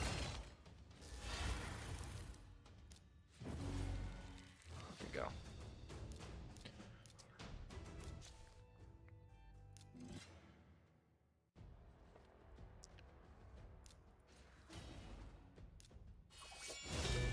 Yeah, she's an incredibly fast campaign farmer too.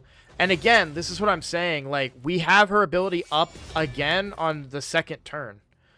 Now, this is where it kind of sucks, because now she can't get that. Oh, I should have hit him. Can I kill him?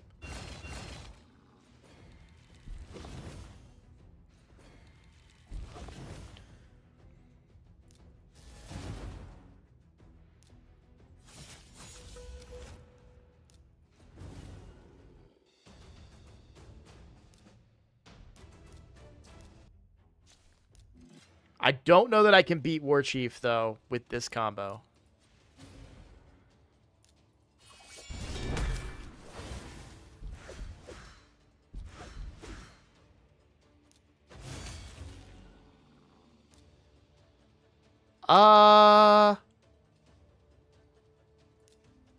Yeah, fine. We don't want to take any extra damage there if we can help it. Although, it would have been nice to have Kale's cooldown here.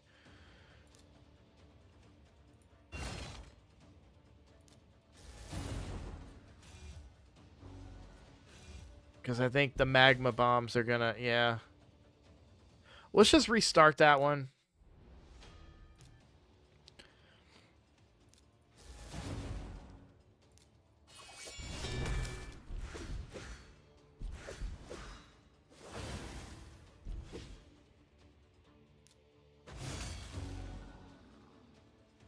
Good. That's actually pretty good, because then Kale is going to get another go here. And we'll open with his cooldown on the next phase. Which will be really good for Alice's damage. Much better, much better. Let's take the bombs out if we can.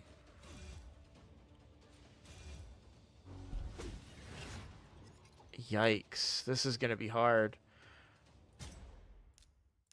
I don't want to waste too much more energy here, so...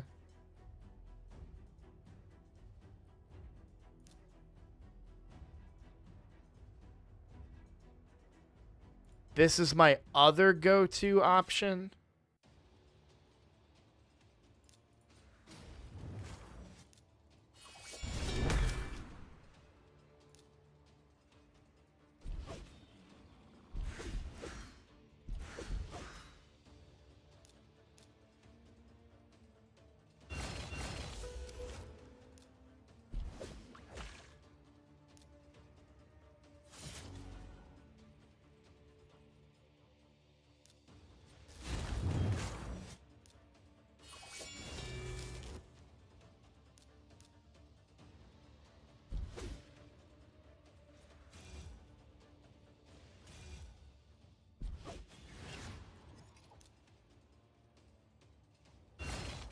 Dang.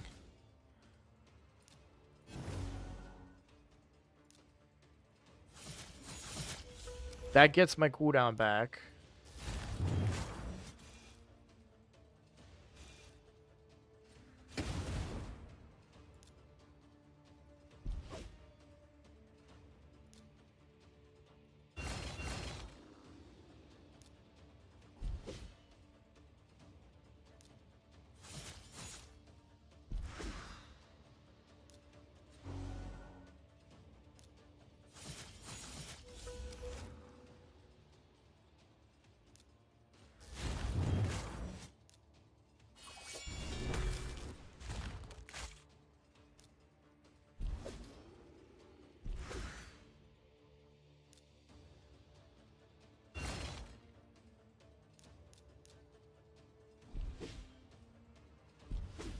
Okay if she dies here.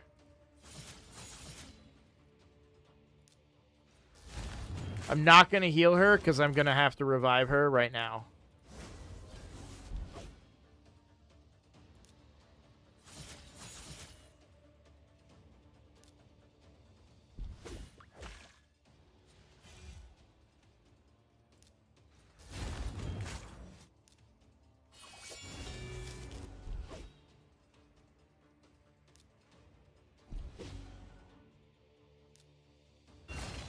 Oh, I thought that might kill him.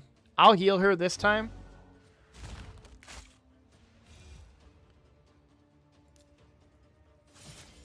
Get her cooldowns reset. That freeze sucked.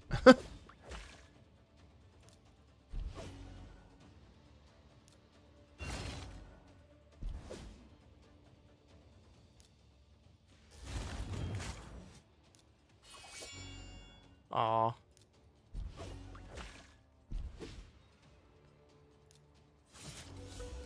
Alright. A spirit damage dealer would be good if I had him.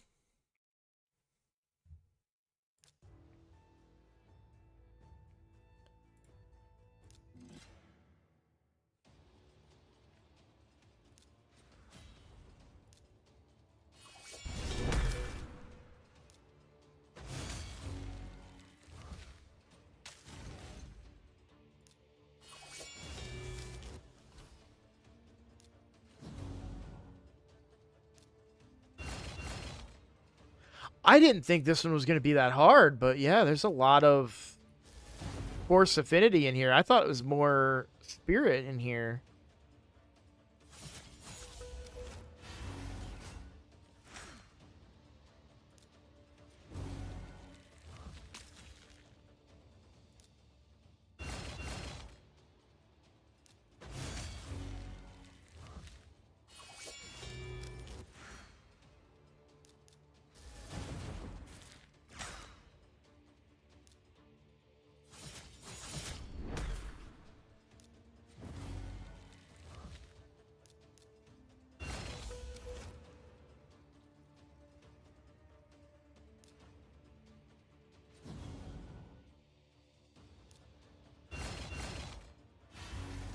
That was close. Kale die here? No, he can heal up.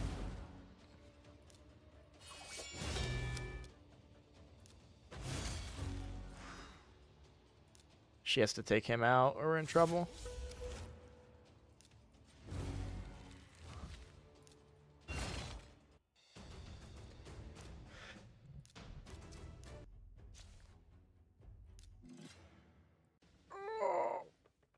Making very good progress here.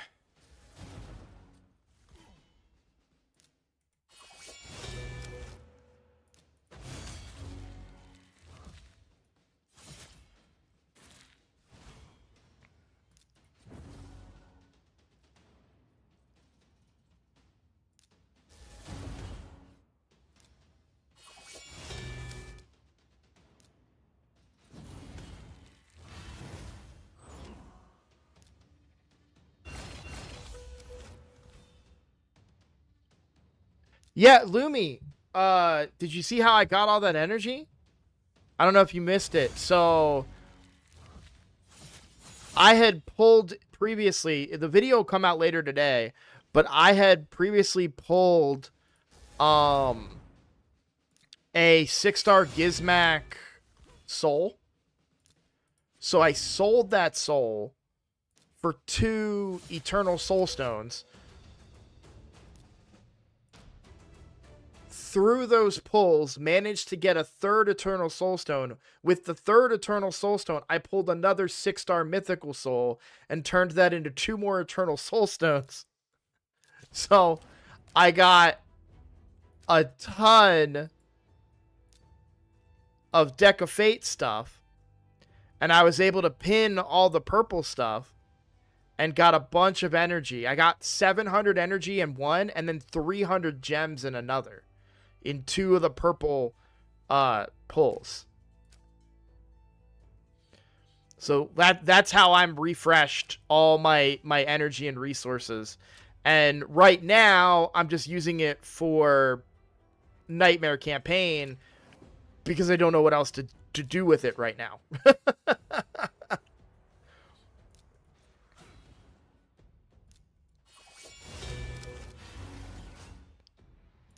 It's like a quick and easy way to get rid of it while also benefiting the account a little bit. Yeah, so Minotaur is what I want to do with it, but that's where like the content creation part of it comes in, because I don't know that that's going to be as fun to watch.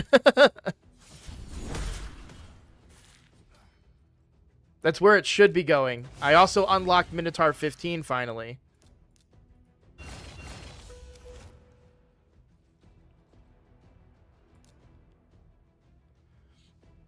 No, that's where I want to put it, is in Minotaur, but it's more so the... I don't think it's good content, so I'm going to do this while I'm streaming, and then Minotaur while I'm picking up my dog and my daughter this afternoon.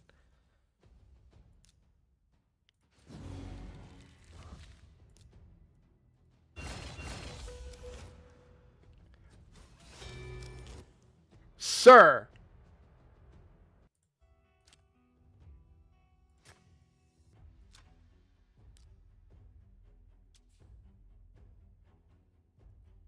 I have used 2 keys in Hydra already.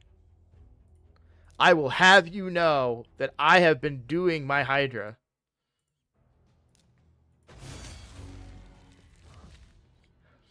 How dare you?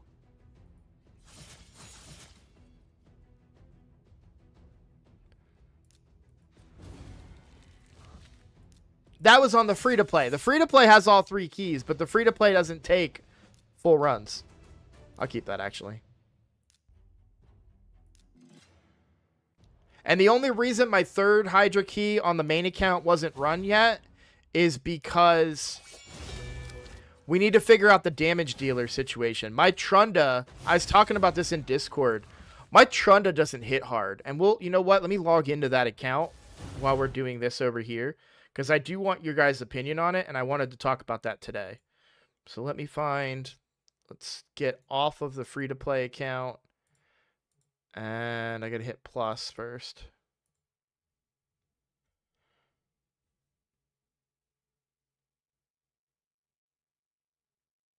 Alright. Main account. And I'll show you guys what I'm talking about.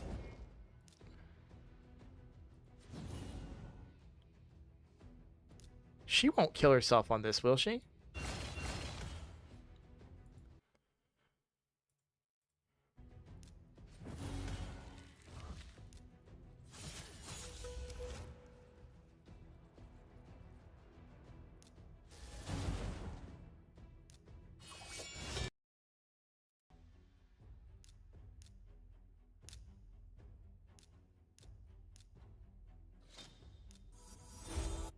Okay.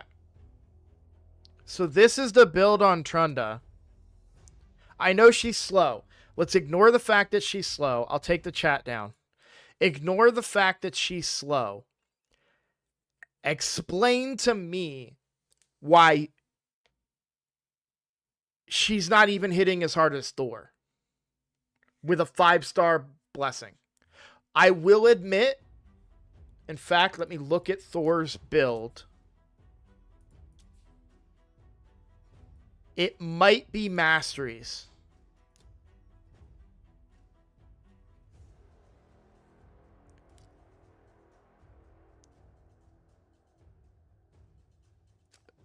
Is that why? Is it because I don't have Helm Smasher on her?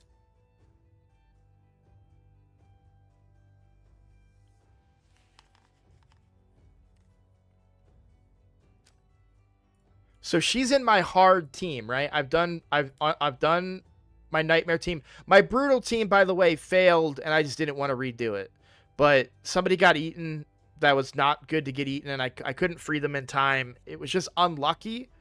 Like, Harima was available, but there was no hex on the head that ate the person, so I couldn't get them freed. But this team performed incredibly well. And then the hard team that we have left, this is the team we built on stream the other day. And we said, like, hey, yeah, this will be the build, right? And we thought Trunda.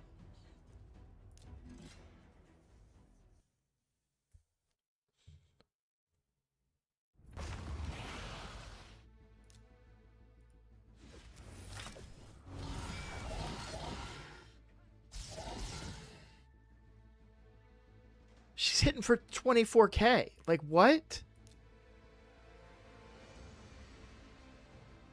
Wait, I use this first, right? Now, by the way, no masteries or books on Estrid yet. Which is another reason why it's waiting, because we're going to need to do this tomorrow.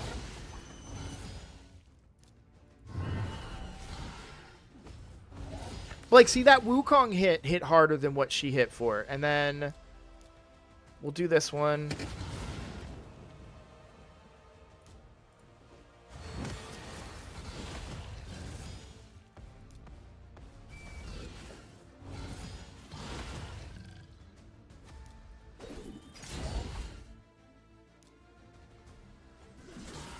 Obviously, decreased defense and weaken weren't up, right?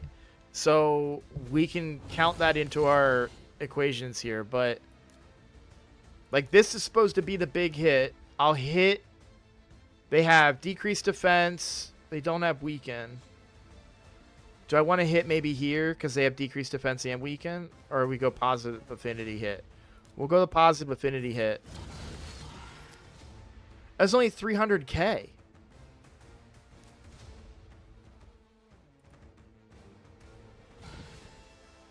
It's got to be masteries. It's got to be why.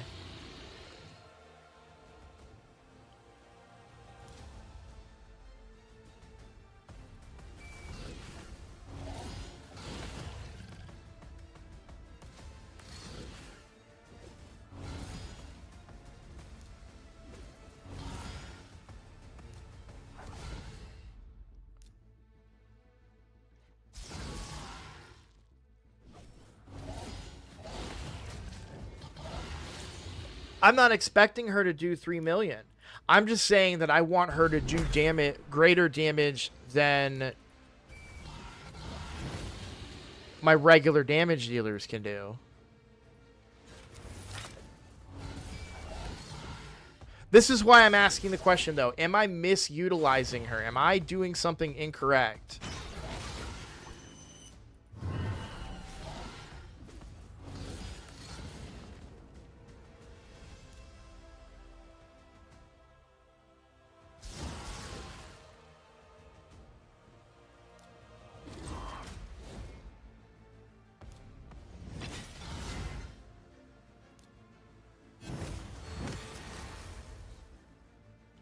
Not bringing increased attack. I don't have one in this comp. Or no, I do. It's just her cooldown isn't up all the time because she's of the affinity that she is.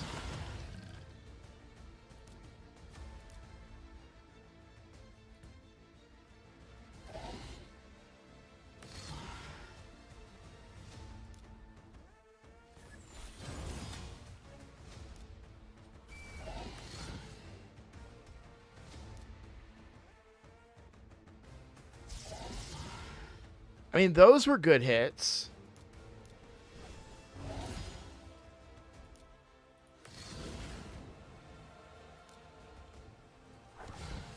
Estrid not being booked could be a big part of it.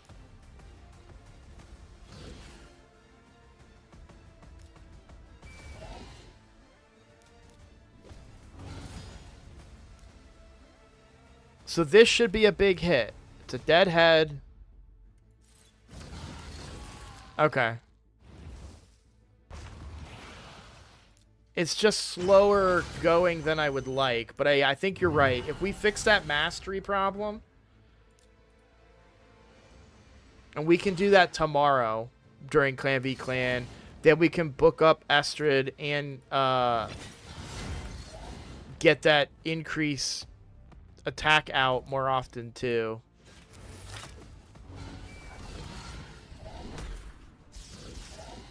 It was just alarming to see somebody doing that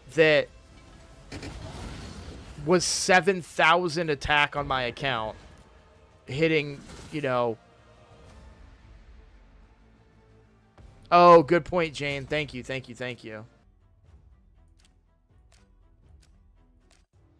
I don't even know how many books I have. I don't even think I have that many. 3 books? Yeah, I won't even be able to book her. I booked some of her, actually. I didn't realize that. Not the A1.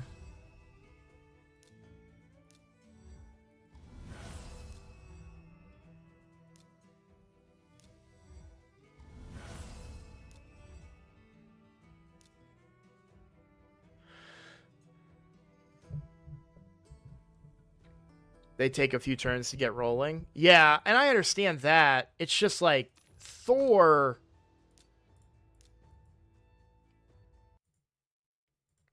I mean, even on living heads, he's hitting for like 100k a hit. So that's why I was just like, I just needed to know that I wasn't doing something wrong. And I reached out to chat, or reached out to Discord for the clan. And I know Icky and Jane talked to me a little bit, but nobody was really able to give me like a confirmed analysis. But I think that mastery is a big part of it.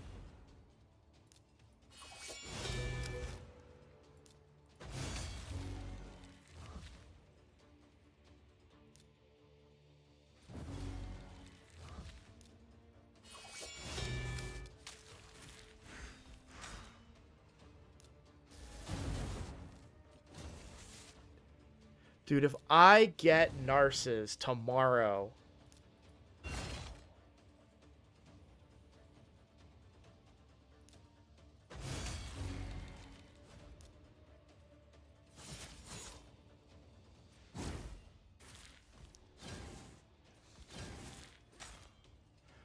Alright, that's mostly my misplay there, so...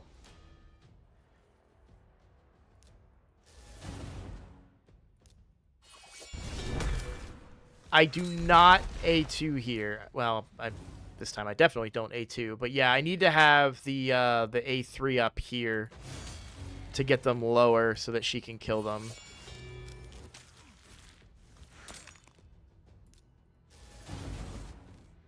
Okay.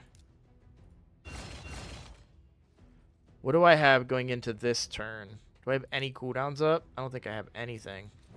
She hit really hard, so let's try and take her out.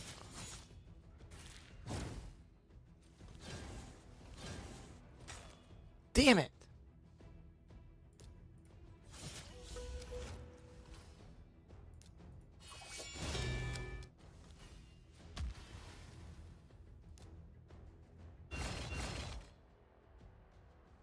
Yeah, round 2 slow. Yeah.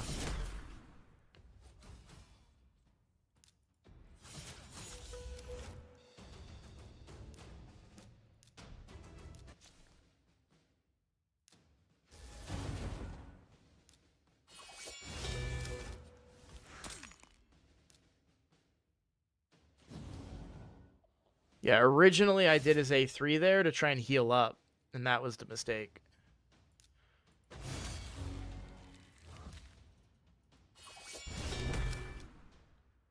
So here, we don't need to do anything crazy.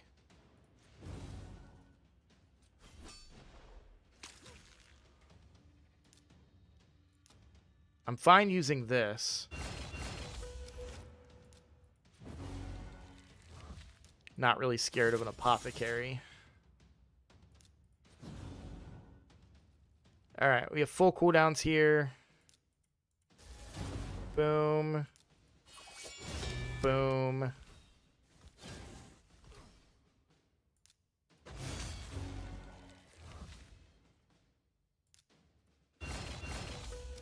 There we go.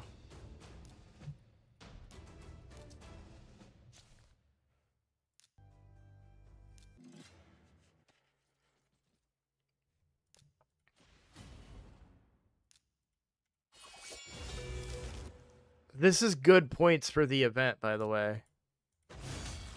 Is it still tracking? Yes. Okay.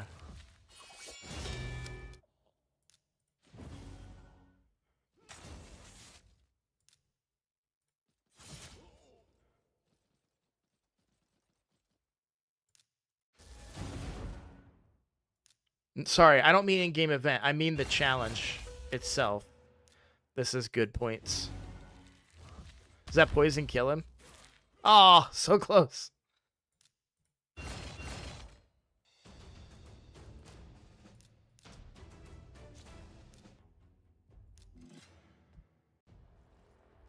I feel like Eva should be easy-ish.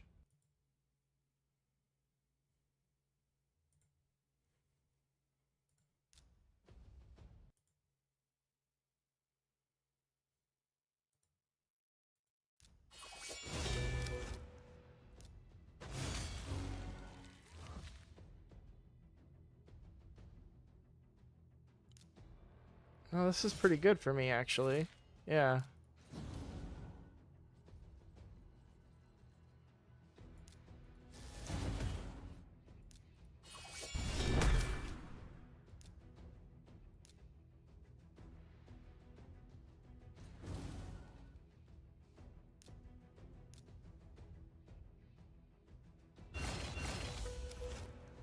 And we got cooldowns back. Okay.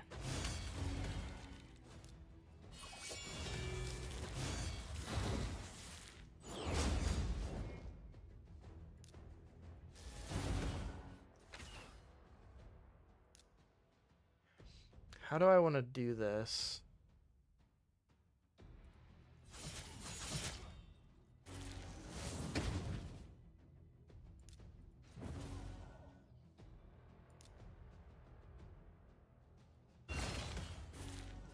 Damn it.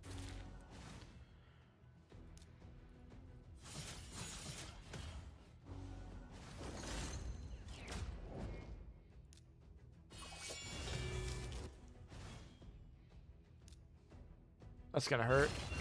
I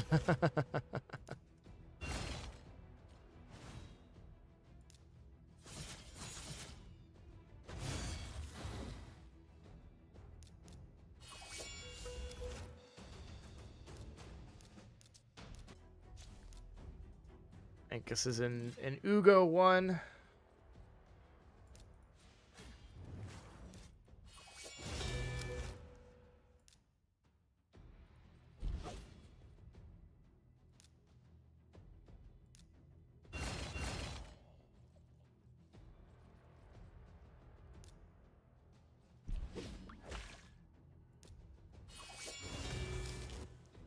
Dang, that resist.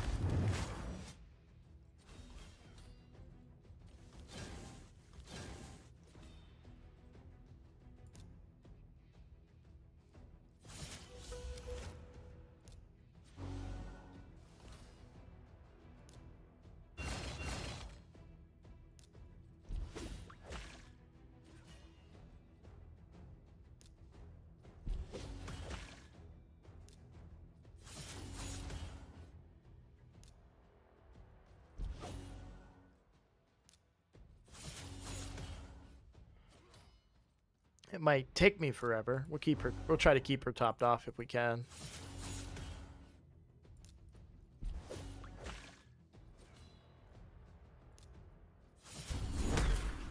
There we go.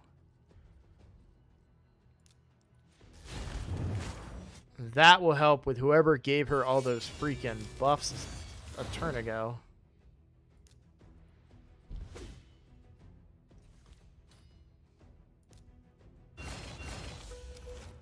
Beautiful. Keep her topped off. Yeah, I don't think they can cheek the Queen Ava can do enough damage here.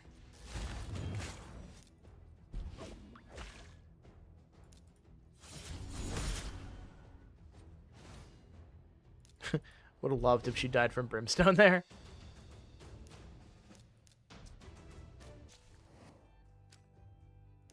Alright, so another 150 gems.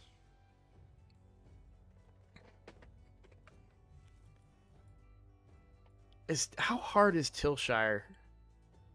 No, this should be pretty easy. I think Biggin's going to be hard, but this should be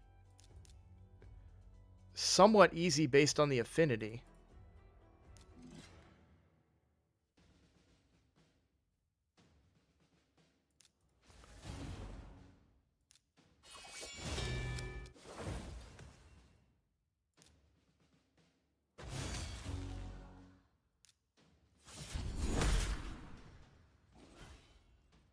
Because we'll have the A3 up. Yeah, that works pretty good.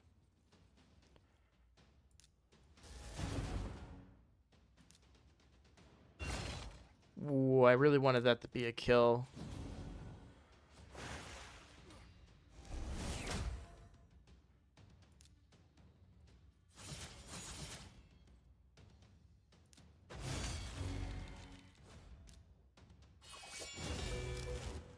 Ooh.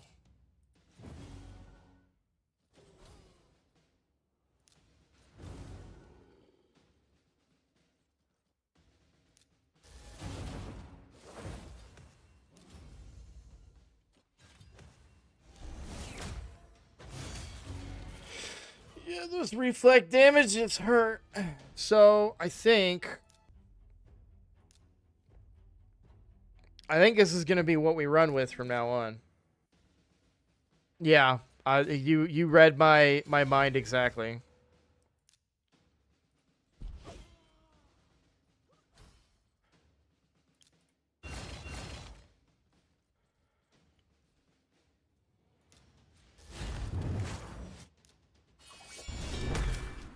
In a two-man comp, Ugo is so freaking good.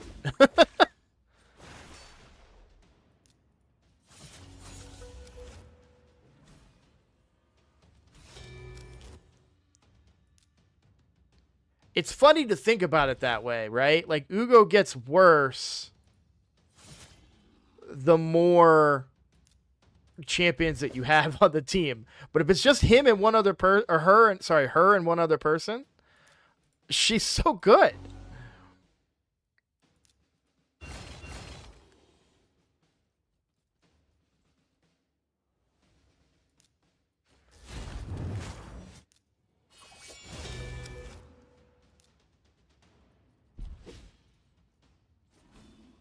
Because she turns into a cleanser reviver with she turns into, because your team is only 2 people, so she turns into a full team revive with block debuffs, you know, instead of the situational revive. It's like it's always a revive, which is nice.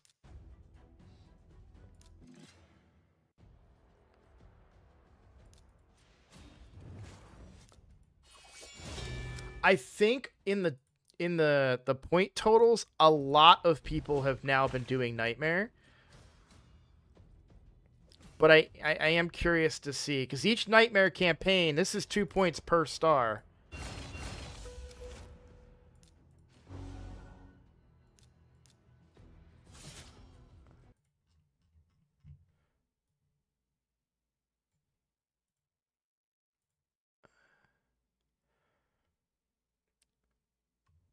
All right. So we can look at what number that I'm at as soon as we're done here. 10th place, which is Mad Capper, is 136. Lumi, you're at 141 on Nightmare. I don't know if you're still here.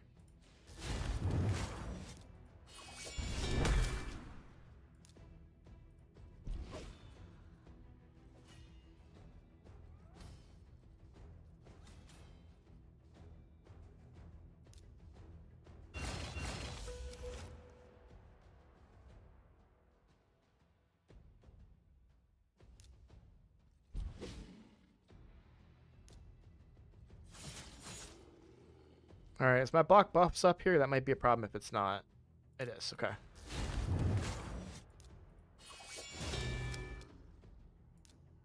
Keep her topped off just in case, because we're gonna get put to sleep here. Oh wait, no, we locked her out. Yeah.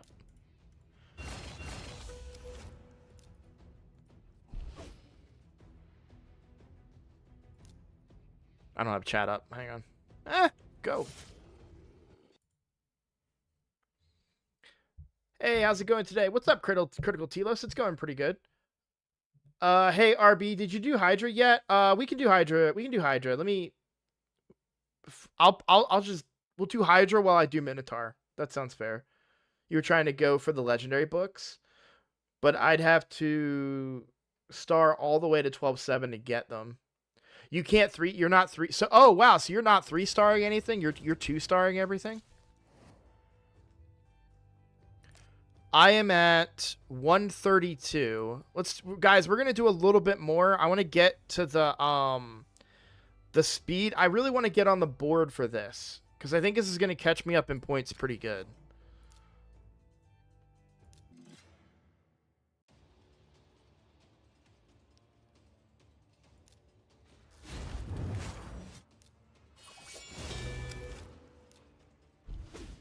$136 is top 10. No, I know. I at least want to get the speed boots.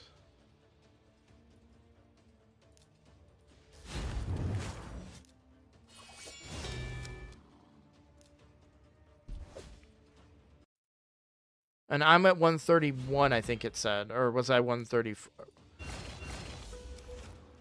Sith, how long have you been playing the game? If you've been playing the game for too long, you don't... Those promo codes are for new players. I think they're 72-hour promo codes. Oh, this might be tricky. I think we went too fast.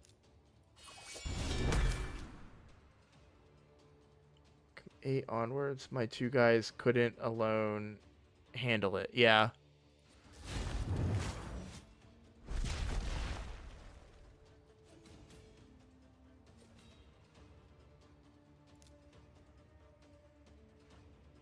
I think I want the cooldown reduction here, so I think we get for the kill. Heal her up. Yeah. Oh, we weren't even ready for cooldown reduction there. Okay.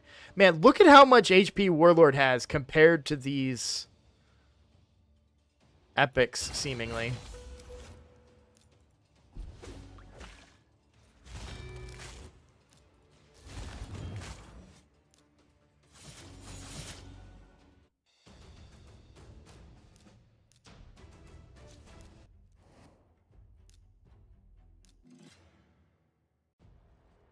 You just started? Which promo code did you use?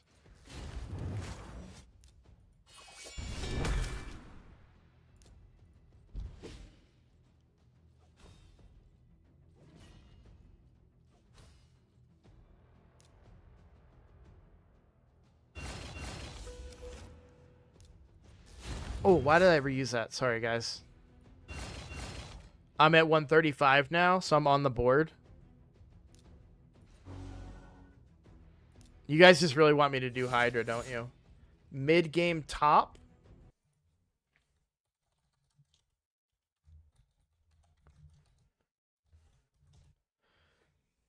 Oh, come on. Stupid Chrome.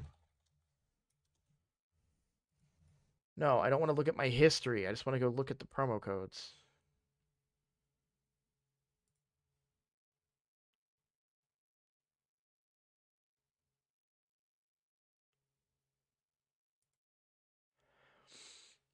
I think mid-game top, you get Sigmund at a later level. Did you get any rewards when you put in mid-game top at all?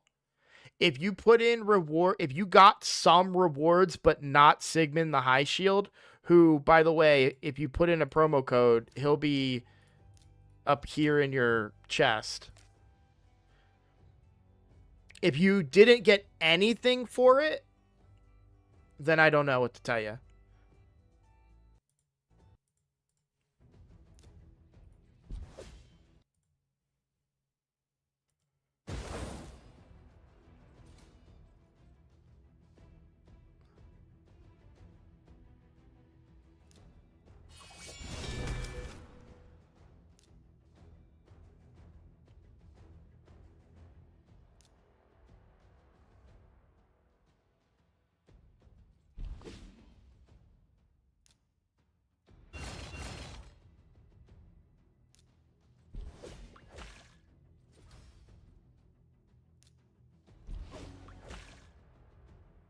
Yeah, is it a new account with a new email address?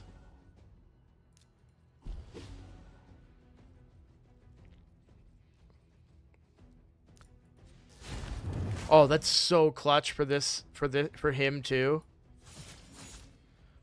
So we don't have to deal with counterattack. We'll top her off here.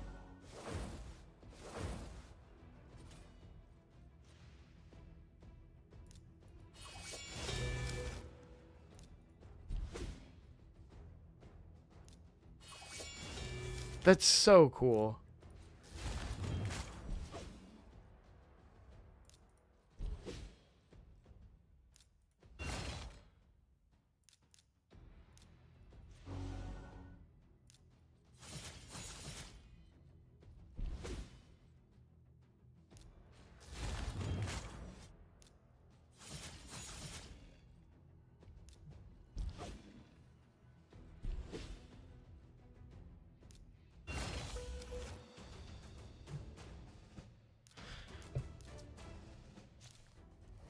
All right, let's see where we're at. We're at 138. There's the boots. Or speed, sorry. Speed gear. How many legendary books is this? 3?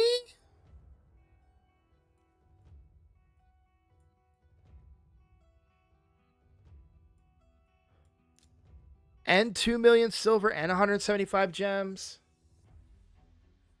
I mean, we're on a roll. Valdemir straight. Yeah, I already know. That's hard. That's all bad affinities.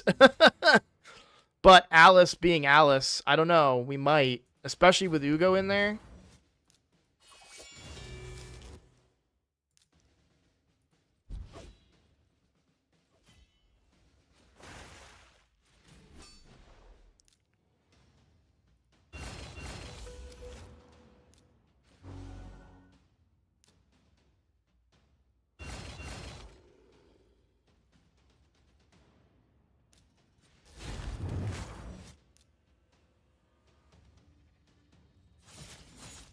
I was gonna say he's the squishiest, but gonna take some hits here. This should refresh. Yep. Okay. Now it's not gonna refresh again.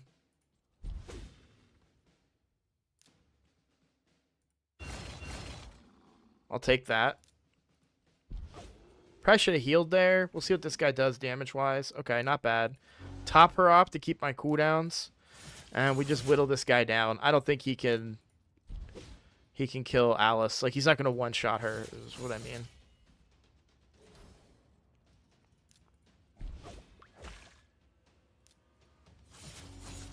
Especially right before CVC. To walk away with 3 legendary books for Alice. And potentially whatever else we pull.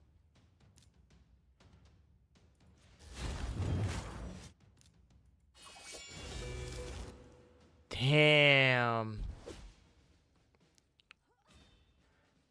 Ow. Yikes. Okay. We don't want to hit that. Top her off, because Zargala can smack, unfortunately. We could try to remove the buffs.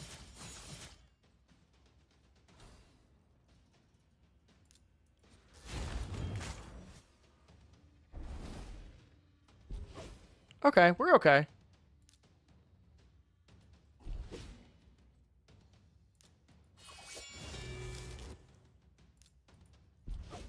I wanted the lockout there so we don't get anything crazy happening. It's okay if she dies. Do we heal her or wait for her to die? I think we heal her. No. Let's wait. I think that was the good choice.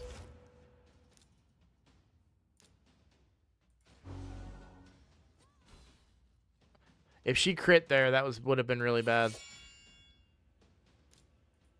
Come on, Ugo, punch her. There we go. I just thought of a really funny edit for that, which would have been Falcon Punch.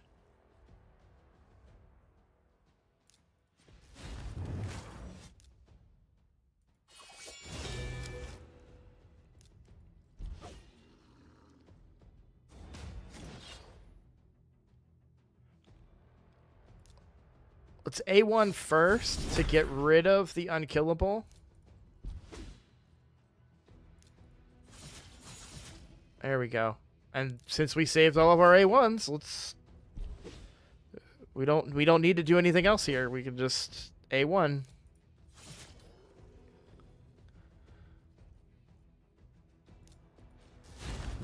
Okay, big hits. Oh, so satisfying.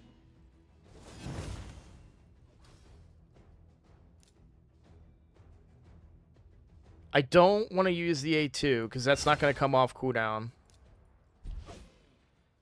Even if we got a kill there.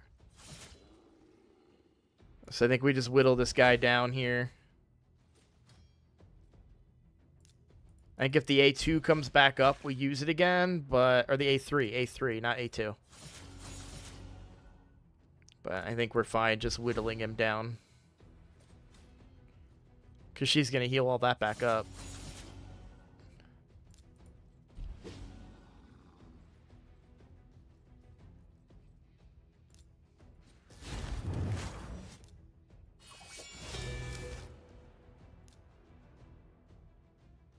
Take out Zargala. Not quite, but close.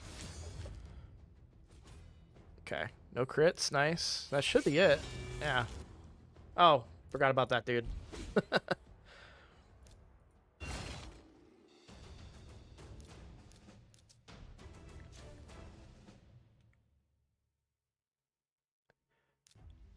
I mean, I'm inclined to agree simply because I would love more than one Sacred Shard. But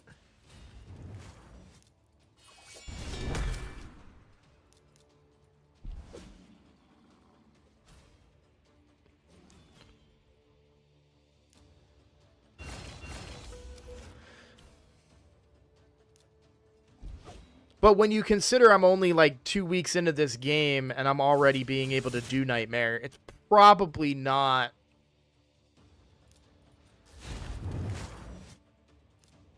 We really don't want Seer on the board. Let's get Seer gone. I was going to top off Alice, but we can do that after. Or we revive her. I think we're going to revive her. We're going to save it and go for the revive because she's going to die either way, I think. Because of this. No, let's top her off. If you're wondering why I like randomly pivoted there on my opinion, is because Ugo's stuff will come back around, but I can't. Ugo can't face the whole squad alive, so I needed to get them much lower for the revive part.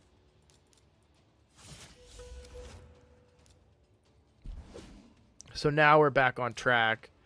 I am going to A3 here because I should get the cooldown reduction. I didn't. I don't think I did anyways. I might have. I did not. Shoot. Gurgo is going to be a real problem here. I think we try to focus boss.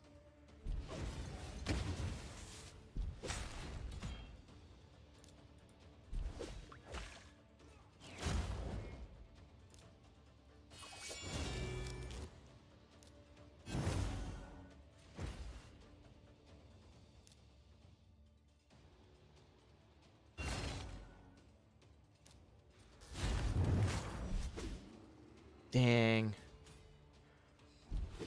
This is doable, though. That's doable. I think if we come in with cooldowns the right way there, we're going to be fine.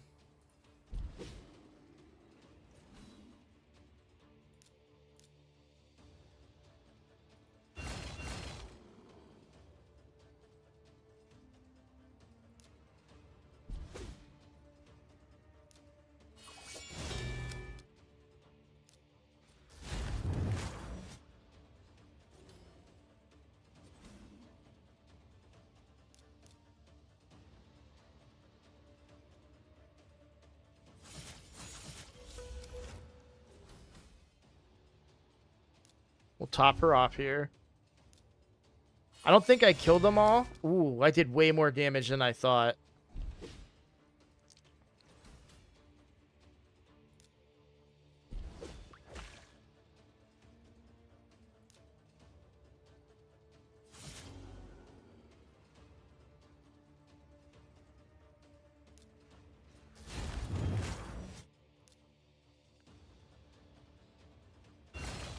Let's try and get one of them off the... okay, note to self, don't target Gurga with that.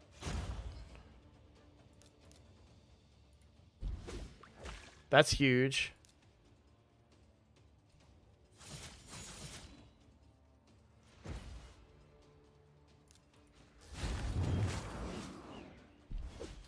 Dang.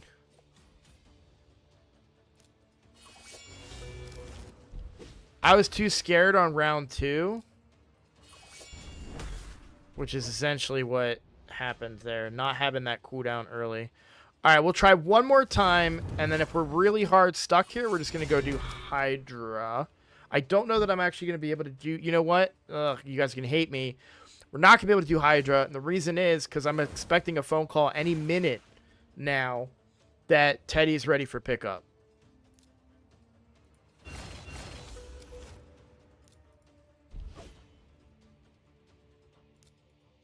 I can leave the Hydra running. It's okay. Time limit doesn't matter. Alright. Oh, shoot. Why is that off cooldown? Did she not get any... What? Huh?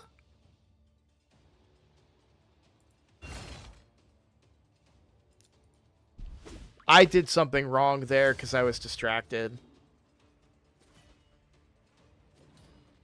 Alright, we can... There we go. Let's top off.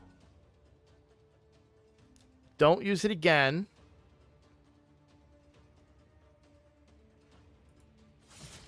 Get the kill there.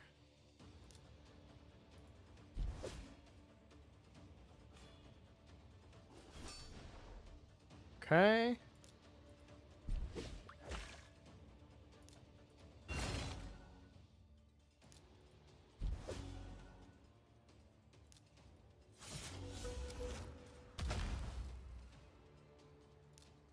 We can top her off.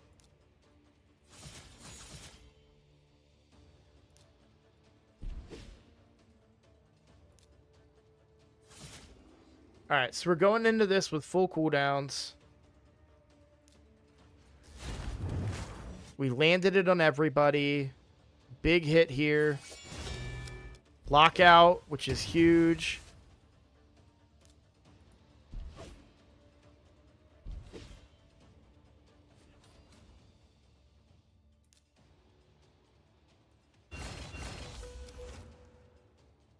Do I heal or revive? I think we revive. Let's go for the debuff.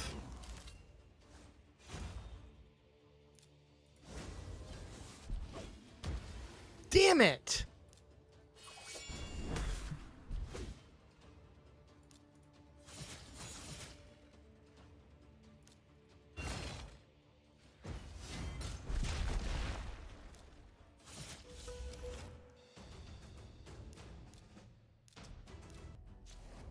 Once she gets War Master, it's going to be a lot better. Let's go back to the campaign and see where we're at. 145 of 180. Okay. We're getting there. Wish you could see what everything was.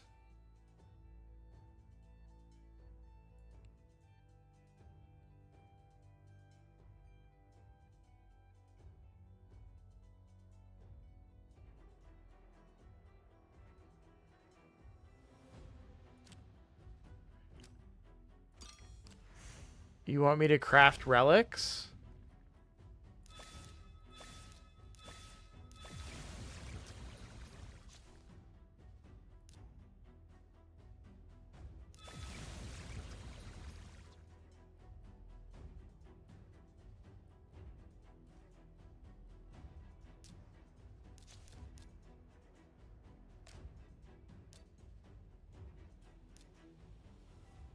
How many legendary ones are in there? 100? There's a chance over the next couple of days that I get the other 25 out of here. Because I got 25, 25, 25. So there's a chance that I could get the other ones from a card flip.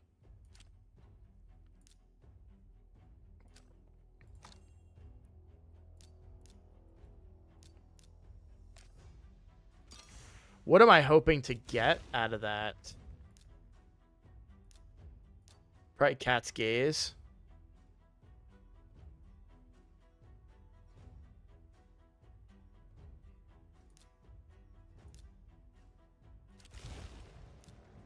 My relic collection is very bad.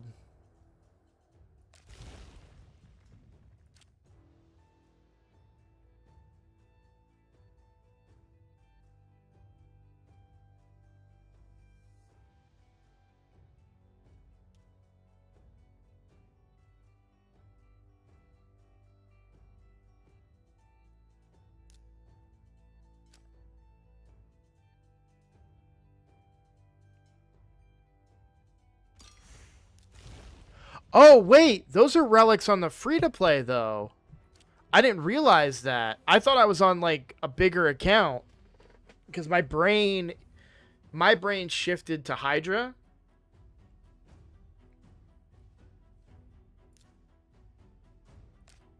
So I was like, yeah, I'm on the main account.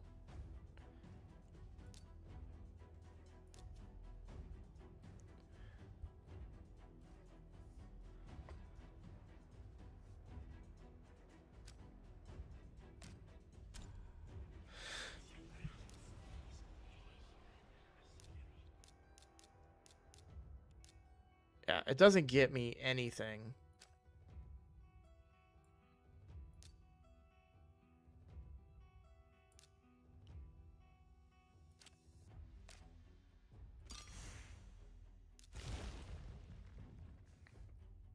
I mean, I think I have to... I mean, we'll keep playing. Because, like, one card flip is 500 points away. And I'm going to be leveling food and stuff. So there's a really good possibility that we can find the other stuff.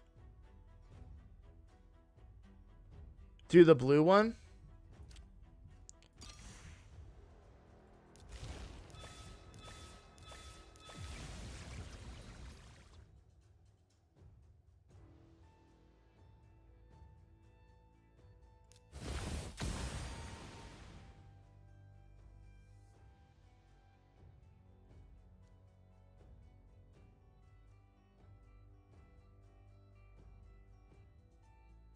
That's a good one, right?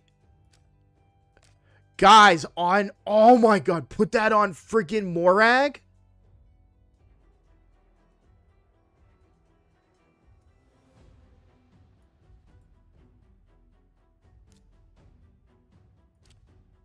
Or Newt. Yeah, when I pull him, right? What is wrong with you?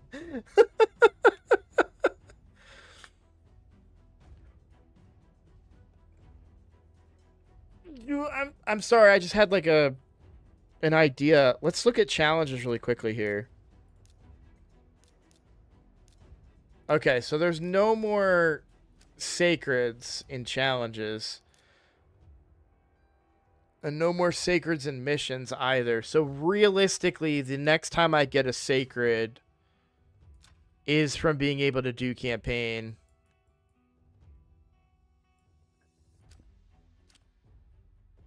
I want one more try, guys. I can't...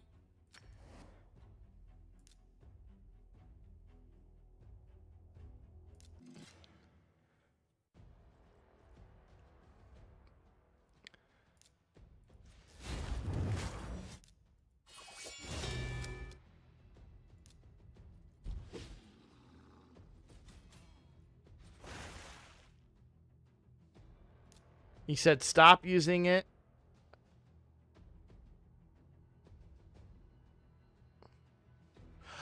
Oh, because she didn't get a kill.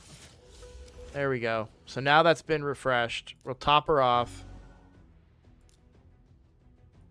These guys are weak. Like, we can take them down.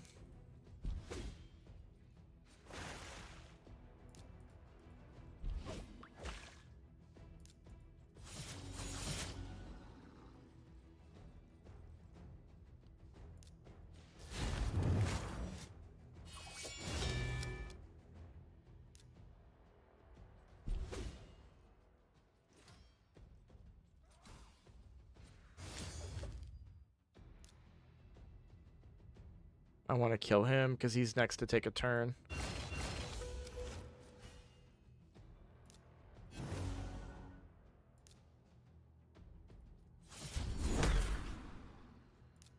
It's so weird to me that we're leaving her alive.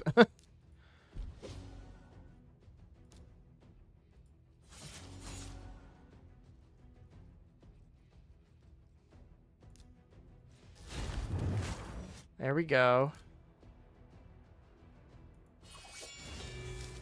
We only locked him out, which I think means Gergo is going to kill us. Let's top us off. We can kill Gergo, I think.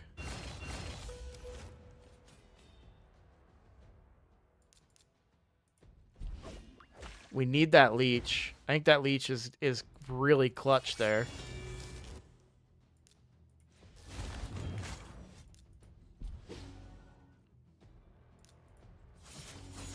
Because look at all that healing we just got. Top us off. Boom!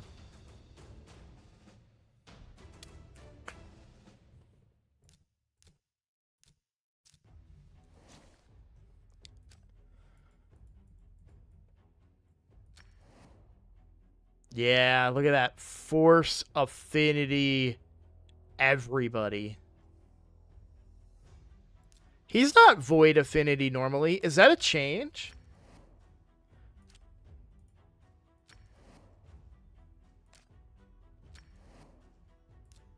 He's not usually void. He's not a void champion. That's better for us.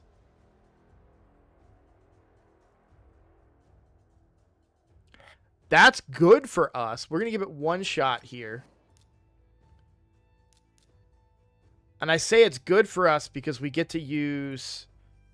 Because he's... there's no immunities to or weak affinities for us.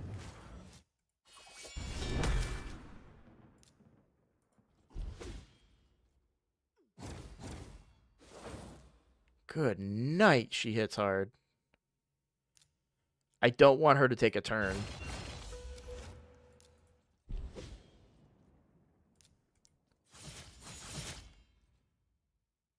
Top her off.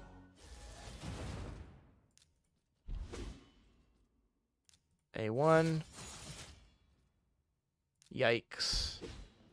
Things are really ramping up here.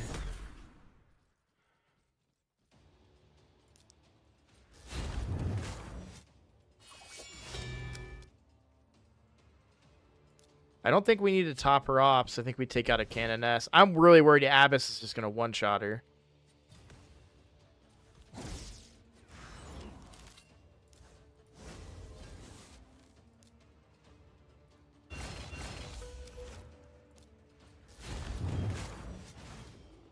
Good night.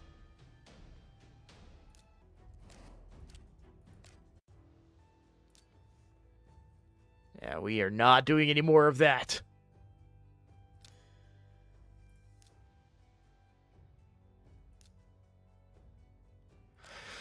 Okay.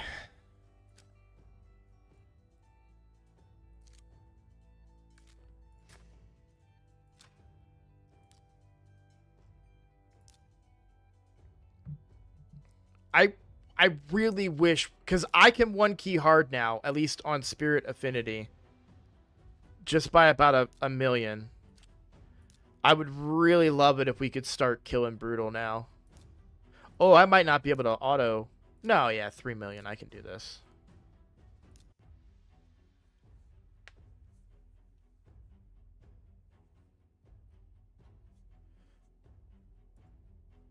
Yeah, 6-star Ugo would change things too, but 6-star Ugo is probably after Morag, unless I pull something great tomorrow.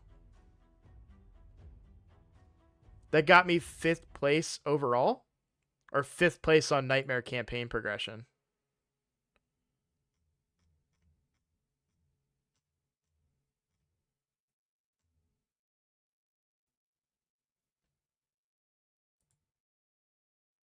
Fifth place on Nightmare campaign, yeah.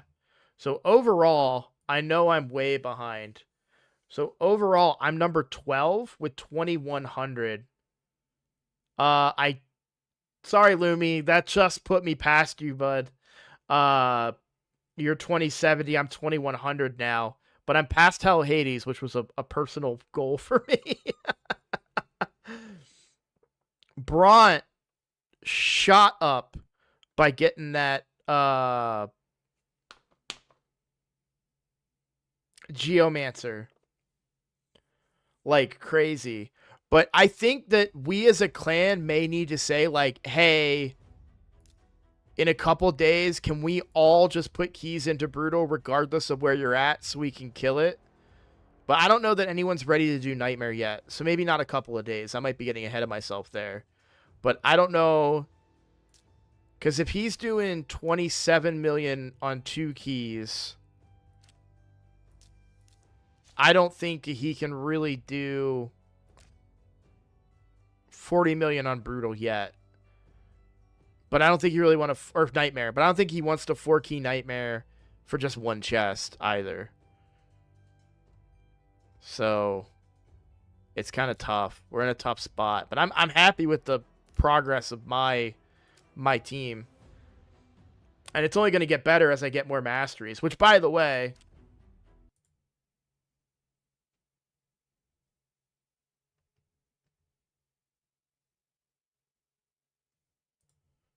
sorry, I saw something trending that got me excited.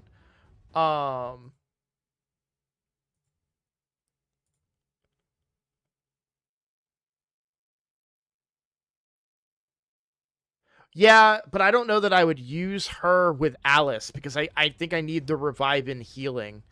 There's a possibility I could take Vogoth in with Alice later on. I just don't see a world where I take somebody other than Alice. I could maybe do Ugo and Morag, but I don't think that she could wave clear that fast is the problem.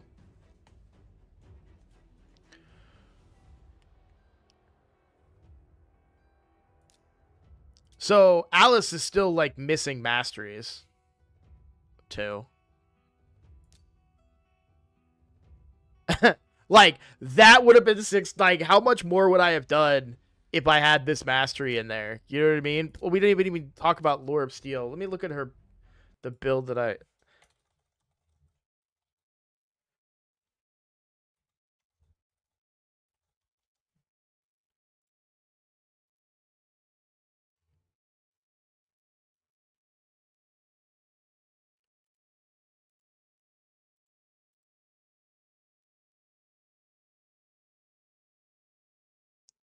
wonder if I should go.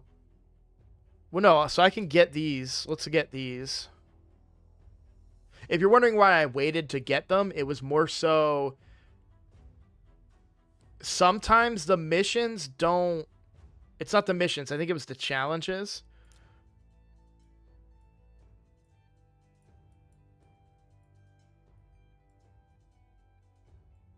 I'm on the wrong account. I get worried about some of the missions not being retroactive. Unlock 3 tier 4 masteries, but you can see this one is retroactive, so we can go ahead and get those masteries on her. But that's why I didn't pull them before. I do like Lore of Steel. And then Cyclone of Violence. I think that pairs very well with her kit.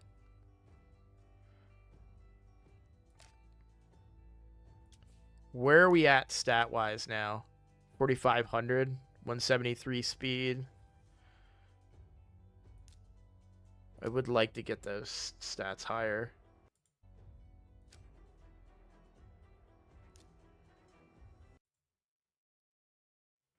Yeah, 4-star crit damage. I feel like I'm so far away from that blessing, though.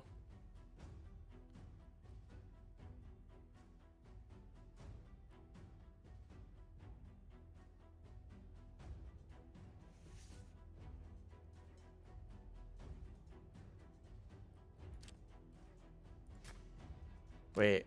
Okay, that scared me. I was like, I should have way more progress. Like, I shouldn't have anything that's not completely filled. So, yeah. So, we get the avatar, I assume. What's with all the ruthless ambush lovers? Whirlwind of Death is so strong.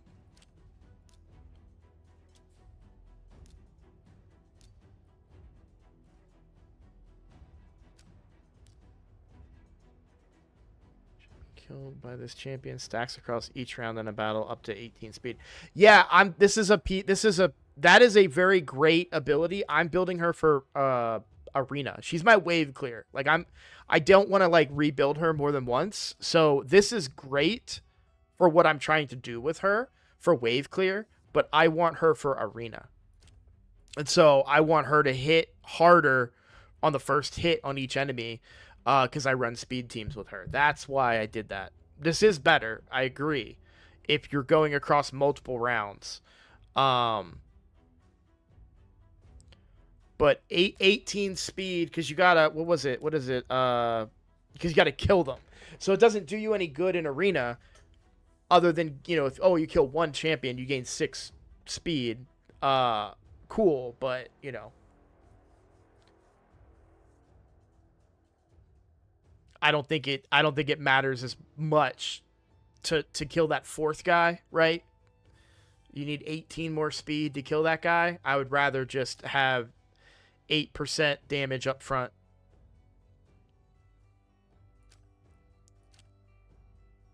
I am a little curious. I'm going to see what those masteries did for me. Also, Ugo could use a few masteries too, but I don't think those are going to help her as much. I am curious to see how much harder she'll hit now.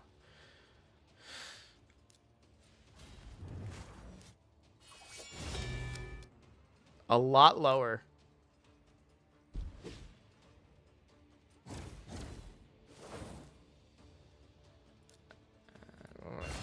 Take them. I was trying to get both of them out before they took their turns at all, but I think we're okay now.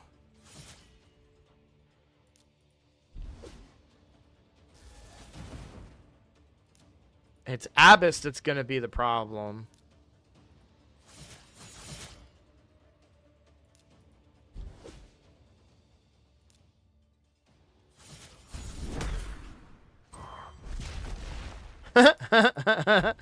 That's a very, like, convenient brimstone.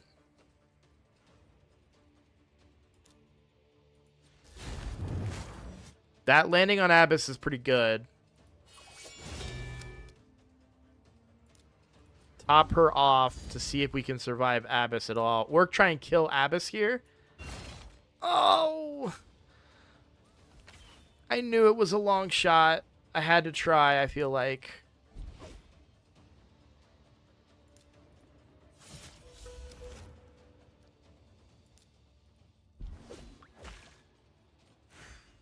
Like, I think she dies here, but we revive her.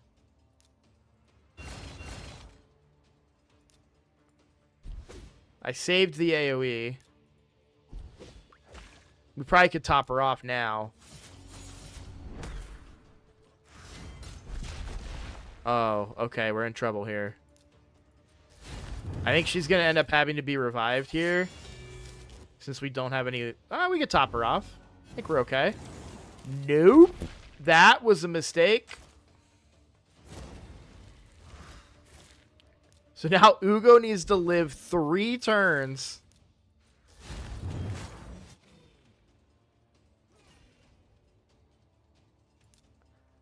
I forgot that he was a legendary. That one misplay cost me. We had that one.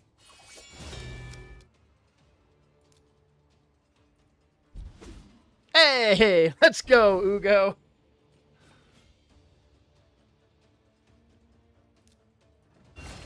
I don't want to take any more damage here. We're going to heal with Ugo.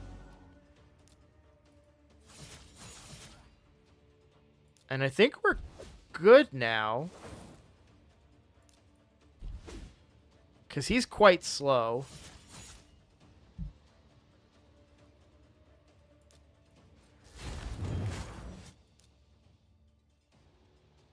that. No decreased defense on her, but I think she got locked out of one of her abilities at least.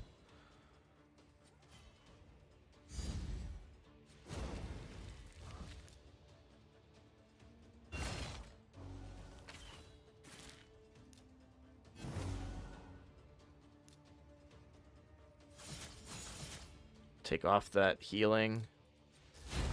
There's the decreased defense.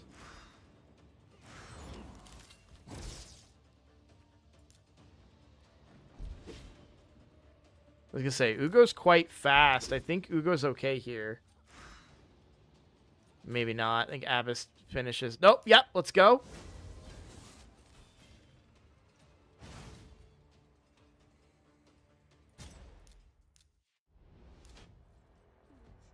Last attempt.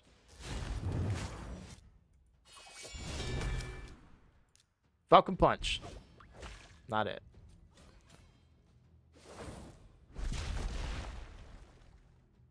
That didn't kill nobody?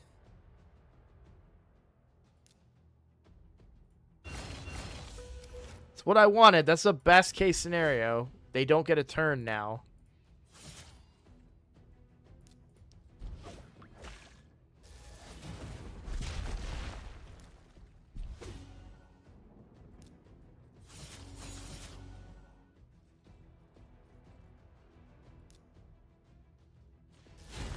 Okay.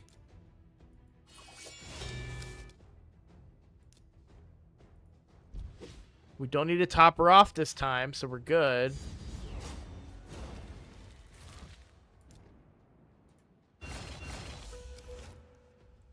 Nice. Cleanse her and heal her up a little bit. So this is on a cooldown, so we actually want to draw this out a little bit longer. I think we can kill Cannon S there. That's good. I'm not really worried about Aothar, even though, wow, that was a hard hit.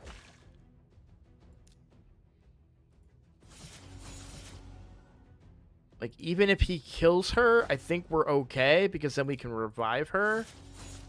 Alright. We're going in with pretty good HP. Decreased defense lands. Let's try and get lockouts here. We got to kill, even better. Do not top her off this time, because this dude is going to wreck her. Yes. All right. Good call. We revive her.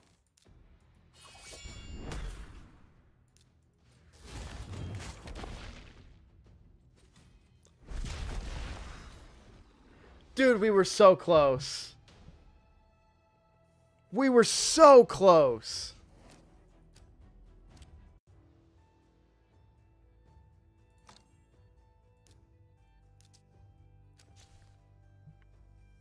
Very. I mean, but, okay, unlucky, but we also needed luck to get there. So, maybe even? I don't think any masteries on Ugo would have made a difference there, by the way.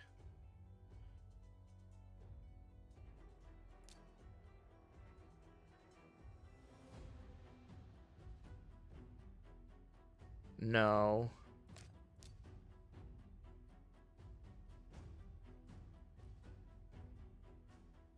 That's kind of okay. I think I want that. That may not be in the build that I was going for, but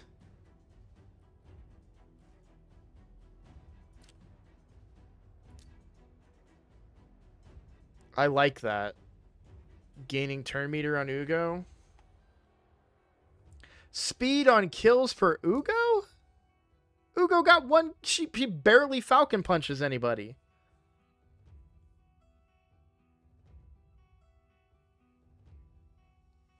What stars am I on now? 147.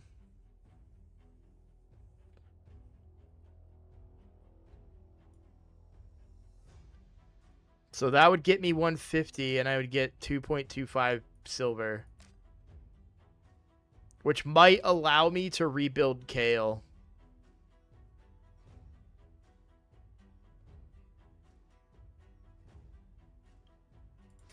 Well, getting to the books is still no easy task, because that's what Lumi was saying when he was in chat. So if you 2-star all of these, so it's 2 times 7.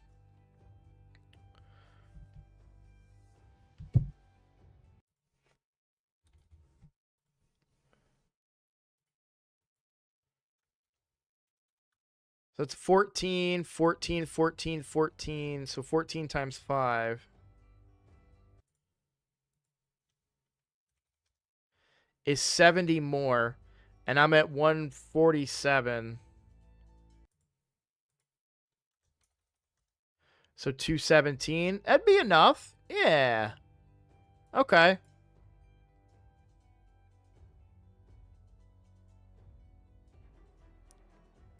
Let's take a look at what 4 champions in here looks like.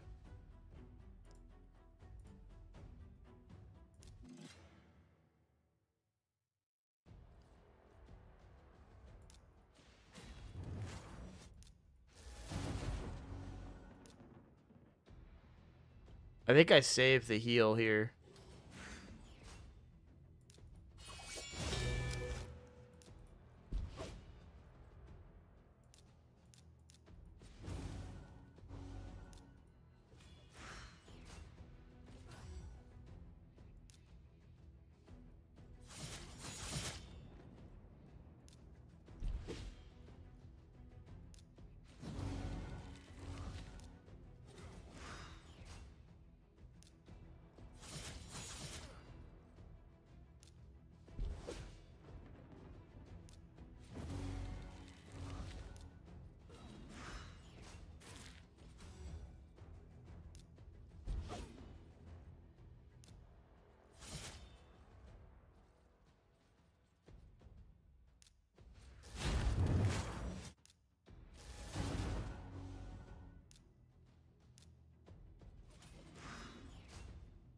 Really want to lock out here.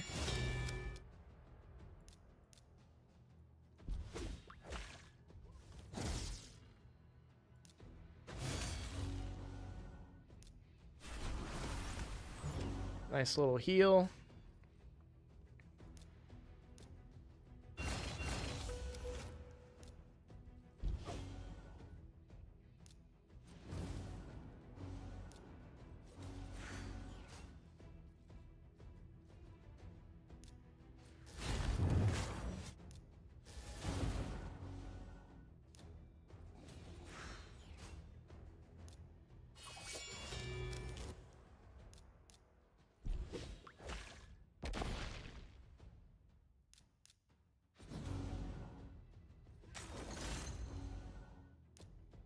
I do see the heal reduction there, but Ugo can take that. Oh, okay.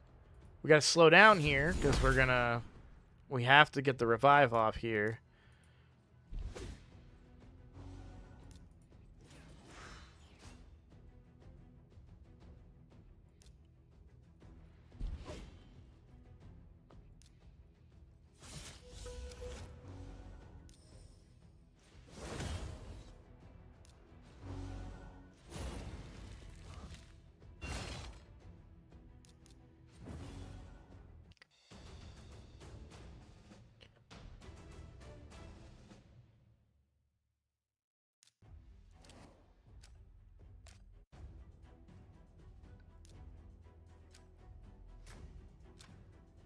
What comes after the legendary books?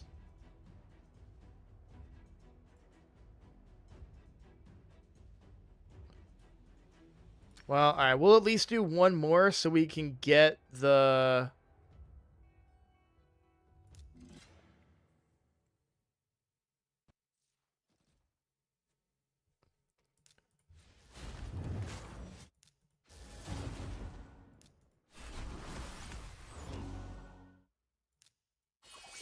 I want to do at least one more so we can get the silver.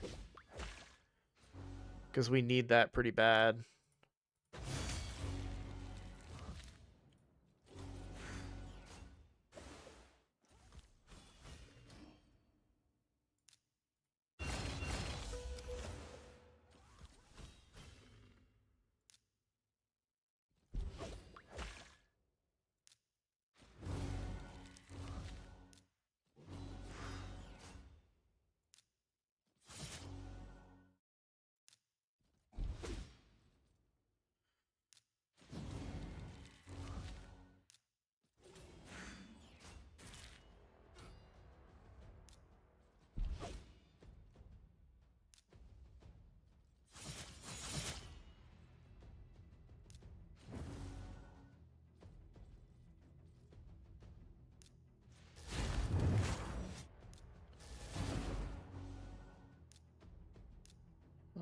We're topped off.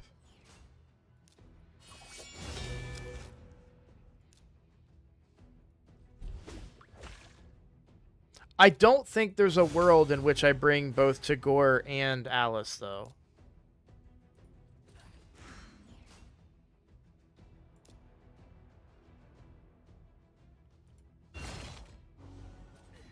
Because we would lack the cleanse.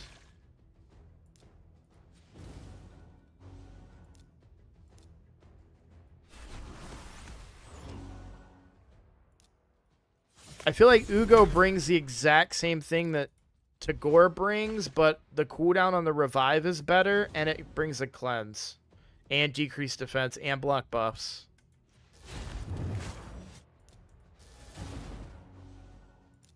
Nobody said that, I'm just thinking out loud here.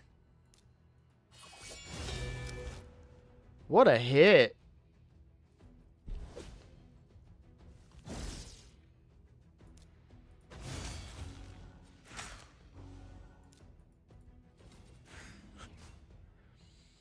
It's cool, guys. We'll just, when we get Newt tomorrow, we'll just bring him here.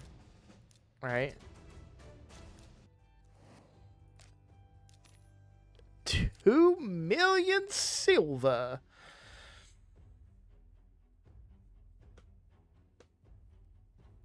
When do we get Live Arena? 50? Oh, it feels like an eternity away.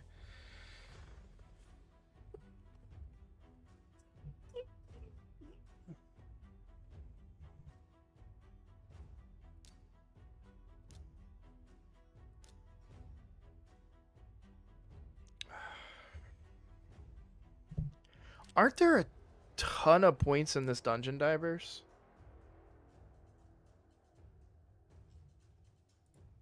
So 100. Wrong thing.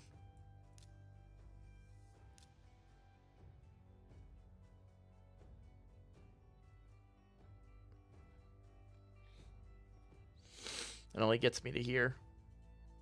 So I need 140 more points.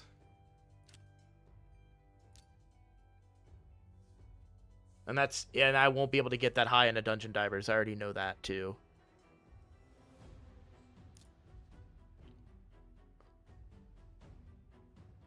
It just seems so steep. And we're not in a... I mean, we are...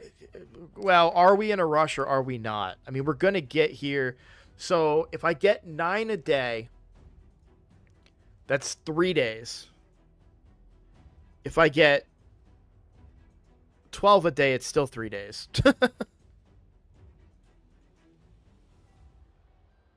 You're going for the relic? Yeah, I'm doing that on my account, my main accounts too.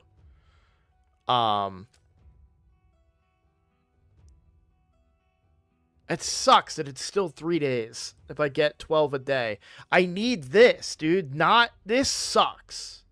Not being able to do this Faction Wars boss is actually really a problem because it extends me getting her by 1 whole day. What's up, Kevin? How you doing? And that really blows. I just don't see a way that I pull this off.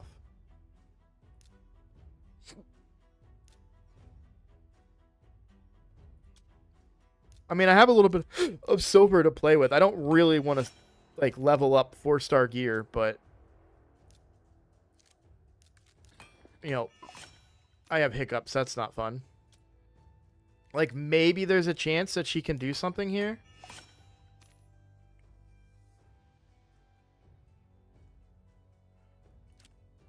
Yeah, but I'm talking about today. I'm not talking about future.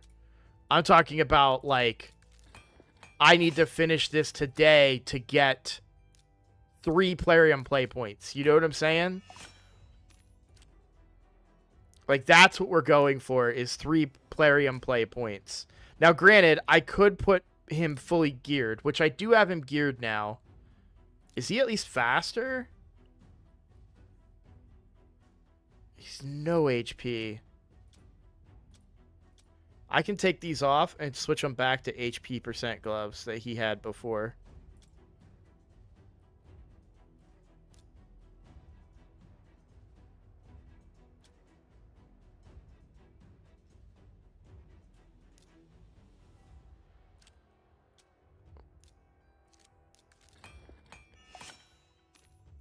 If I can ever get a curing set to work on him. I don't know if that did anything to his speed.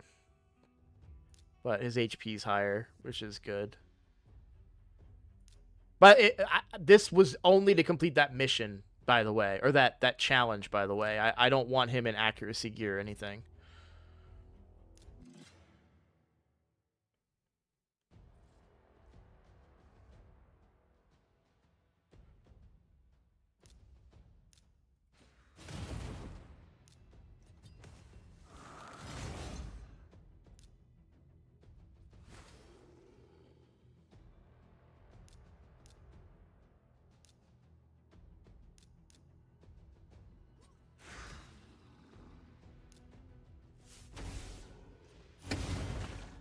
I don't even care if she dies. She's just in there to help in any small way.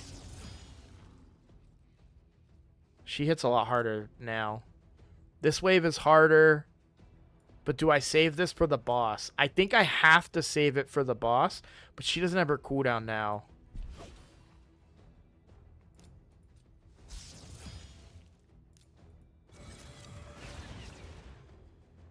Okay, this is okay.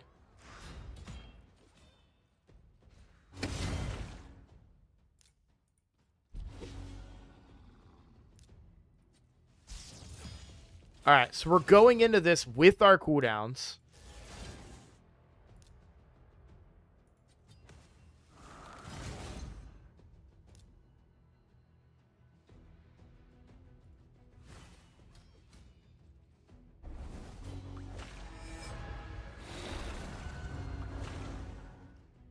That wasn't so bad. That's been way worse.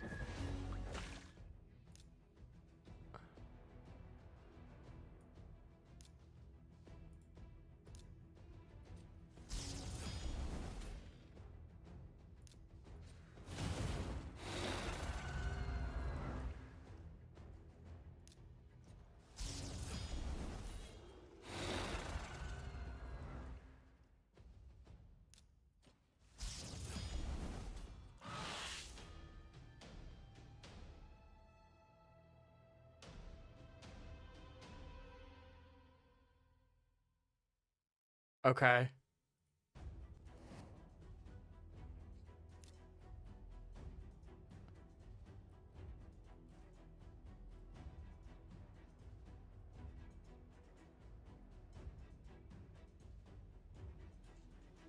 But I still don't see a way that we get through that.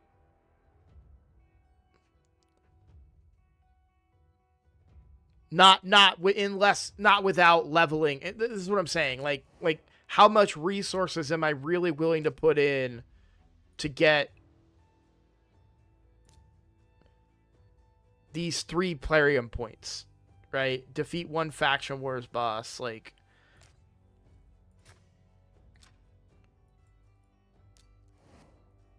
I just don't think that that's doable. And I'm not trying to, like, put chickens and gear, you know what I mean? Well, yeah, she's only in level 12 stuff. Not even crit cap. 52% crit rate. 1100 attack. Like, yeah, she's not built to do damage. And I'm not gonna, like, I'm not gonna spend 10 million silver to level up all of this gear, and I'm not going to transfer like my best gear over to a level 29 Dark Elhain either. That's what I'm saying. I think that it is a mistake to chase after this one thing. And we just say, hey, it's not going to happen. So we move on. But it sucks because it does extend her by a whole day. Well, no, it doesn't. It doesn't extend her by a whole day. Hold on. So if we reset today, right, and I get 12, then the next reset I get another 12. No, yeah, I still lose a day.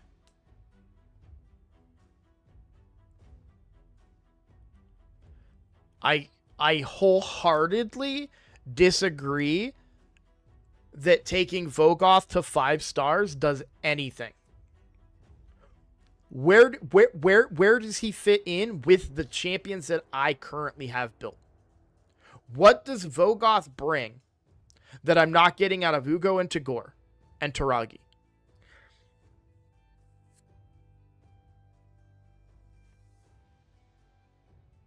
Remember, we have 3 months. This is not a long-term account.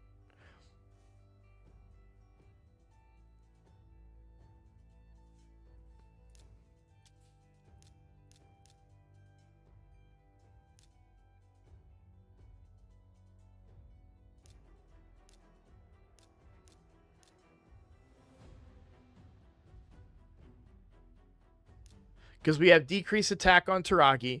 We also have Provoke. But we get ally protection, shield, and a little bit of reflect damage. We get a cleanse here with healing, which heals pretty good, as we've seen. We get decreased defense and block buffs. Then here we get an increased speed, which I value far more than just base raw healing, but it also comes with raw healing. I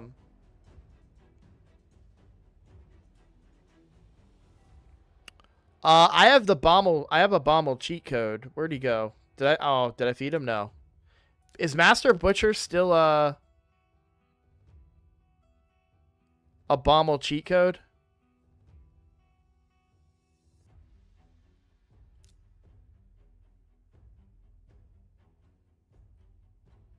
Oh, they changed it. They nerfed him.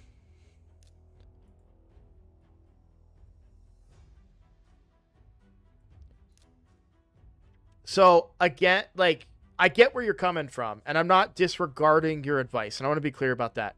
But right now, in this early game, which, by the way, how far off is the next rotation? So 2 weeks from now, 2 weeks and 3 days from now, I don't want to build a champion today that's going to be good for me 2 weeks and 3 days from now.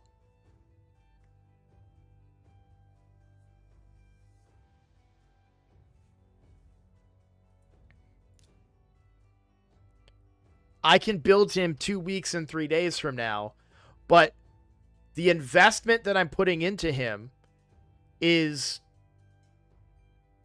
so great because I'm essentially building, instead of building another food for my next 6-star, I'm building a 5-star champion that I'm not going to use until 2 weeks. So I agree, there is huge value in him for certain areas of the game, but I don't think that it is worthwhile to slow down my progression of 6 stars if it's not going to help me right now. And I don't think 5-star Vogoth helps me beat that boss. Because not only do I need to go build food to... not only do I need to go level up a bunch of food to put into him, then I also have to level him to 50. And I need to do that in the next 3 hours and 16 minutes. So I think when you look at it from that standpoint, he is not the solution to today's problem either.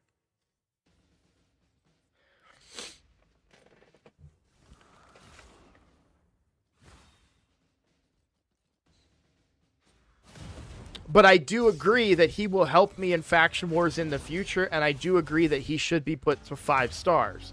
All of that I agree with, but we need to be careful with the use of our resources right now, because are we willing to say that we don't want to be able to 5-star what's her name? Morag, and we don't want to be able to 6-star Morag, or we want to delay that by a whole 4-star leveling process just so we can get three player points to get her in the first place?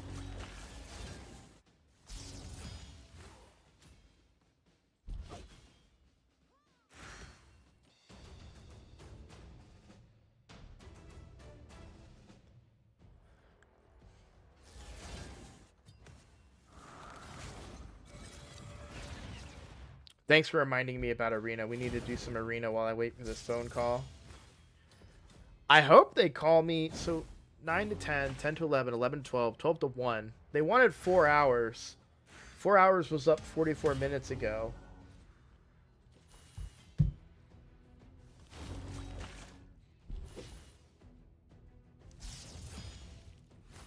They said, you know, give some leeway. So that's actually good. I'm glad that they're taking until 2 o'clock because that lets me stream.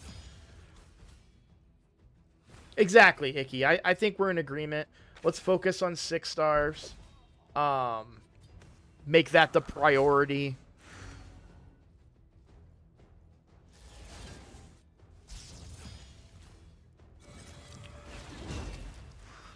I don't think my next 6-star is on my roster right now. Being completely honest, I don't think that my next 6-star... Well, yeah, they're not. Because it's either Morag or it's nothing. Or it's either Morag or somebody that we pull who's better. Is what I would say. Let's use, for the last 3 of those points, let's go ahead and max these out. Now that she's built better, she can actually just, I think, clear all of this without Hexia dying.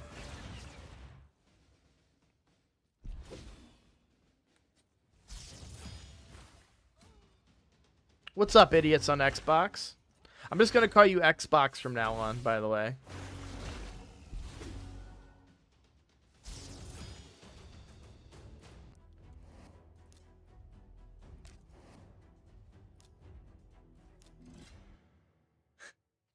I probably have already said that too. I feel like. I'm so glad that what I did paid off today, though. I think that was really, really good for the account. That energy came in big. We turned that energy into a ton of silver and some speed gear that we haven't looked at yet. We should look at that before I log out here. Oh, Hexia, don't die. Thank you.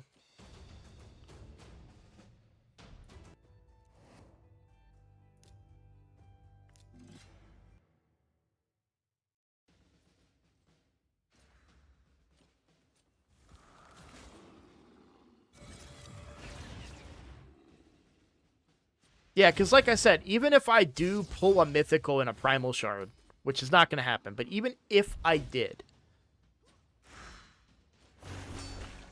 I would not have gotten the Primal Shard if I didn't sell the souls, you know?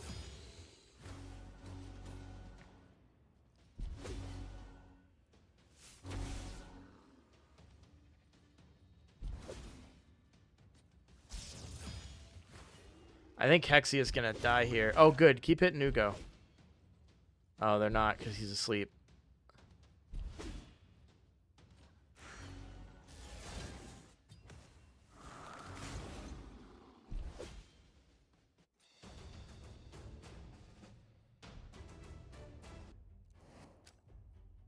Alright, that got me a few more stars too, which is nice.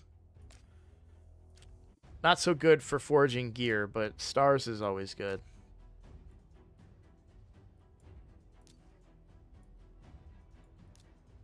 But even just being able to pull the Primal. Yeah, the Legendary book, an Epic book even, too.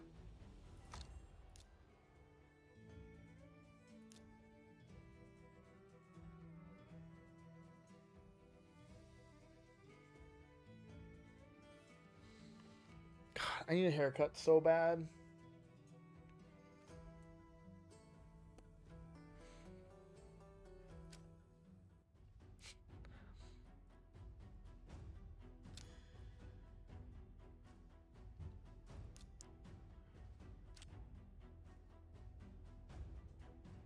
I am waiting till CBC on the book. On this account. On my main account, I don't. Because we're trying to lose Clan v Clan on the main account.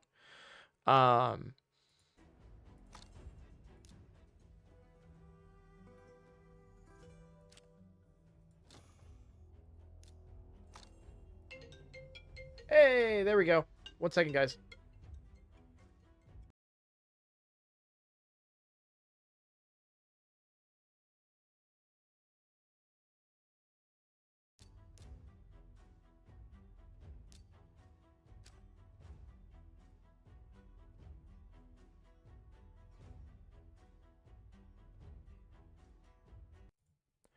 So yeah, like I had said that I was gonna shave my head as one of the things for my birthday. Um, but some people did not like that idea and said that they wouldn't donate for a prank, which I was like, okay, well that's a, you know what? I didn't think about that, so that's fair. But it was also them doing me a favor if I could just shave my head bald.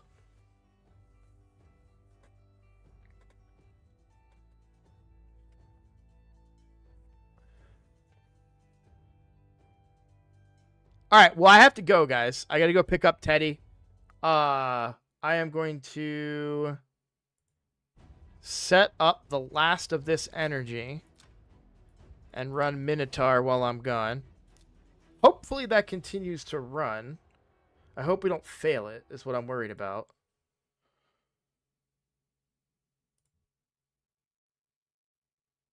Oh, wrong account.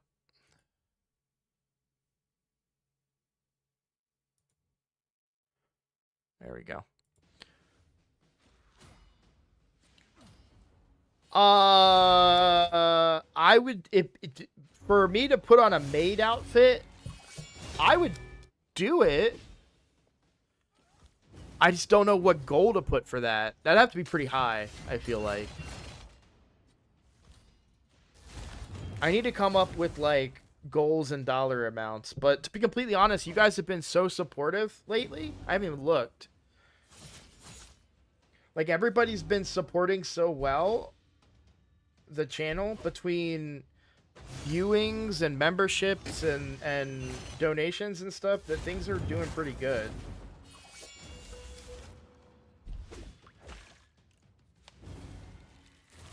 $5K subs by end of February? That's not gonna happen. Unless I manage to pull off like a really, really big collaboration, which I've gone through some motions to line up some big ones. However, it's a busy time of year and I haven't gotten responses from some of the big people that I'm targeting, that targeting's the wrong word, but that I'm trying to do collabs with. I've messaged them. I have access to them now, but and this is not their fault. I'm not being ghosted. I want to be clear. No one's ghosting me or doing anything like that, but they have not responded to me. So I won't say who they are because I don't want anybody to get a bad rap, simply because they're busy people. So, but I do got to go. So we're going to end the stream. Thank you all so much. Truly, the support has been amazing. I can't believe we're already a quarter of the way to 5,000 subs, and I hope we can keep that going. So thank you all for hanging out with me and watching. The schedule is on the Discord. That is the correct schedule. I posted it today. I'm supposed to post it Sunday. I'm sorry. Tomorrow we will be playing. We'll be doing CVC. We'll be doing Hydra, of course, because last minute Hydra, that's my thing. And I'll get the masteries on Cardial, and I'll change the masteries on Trunda. I will get masteries on Cardial and Estrid. We don't have books though, which sucks. But yeah, I will see you all tomorrow. No stream on Wednesday. I want to be clear about that. I have a mission from my wife that I have to accomplish, which requires me to not stream. So I will not be streaming on Wednesday. I'm going to have to go figure out some stuff. So, but then we'll be back Thursday and Friday. So that schedule is up on the Discord. If you don't already have access to the Discord, exclamation Discord in chat. That'll get you guys in there. But yeah, thank you all for watching. And I look forward to seeing y'all tomorrow. Take care.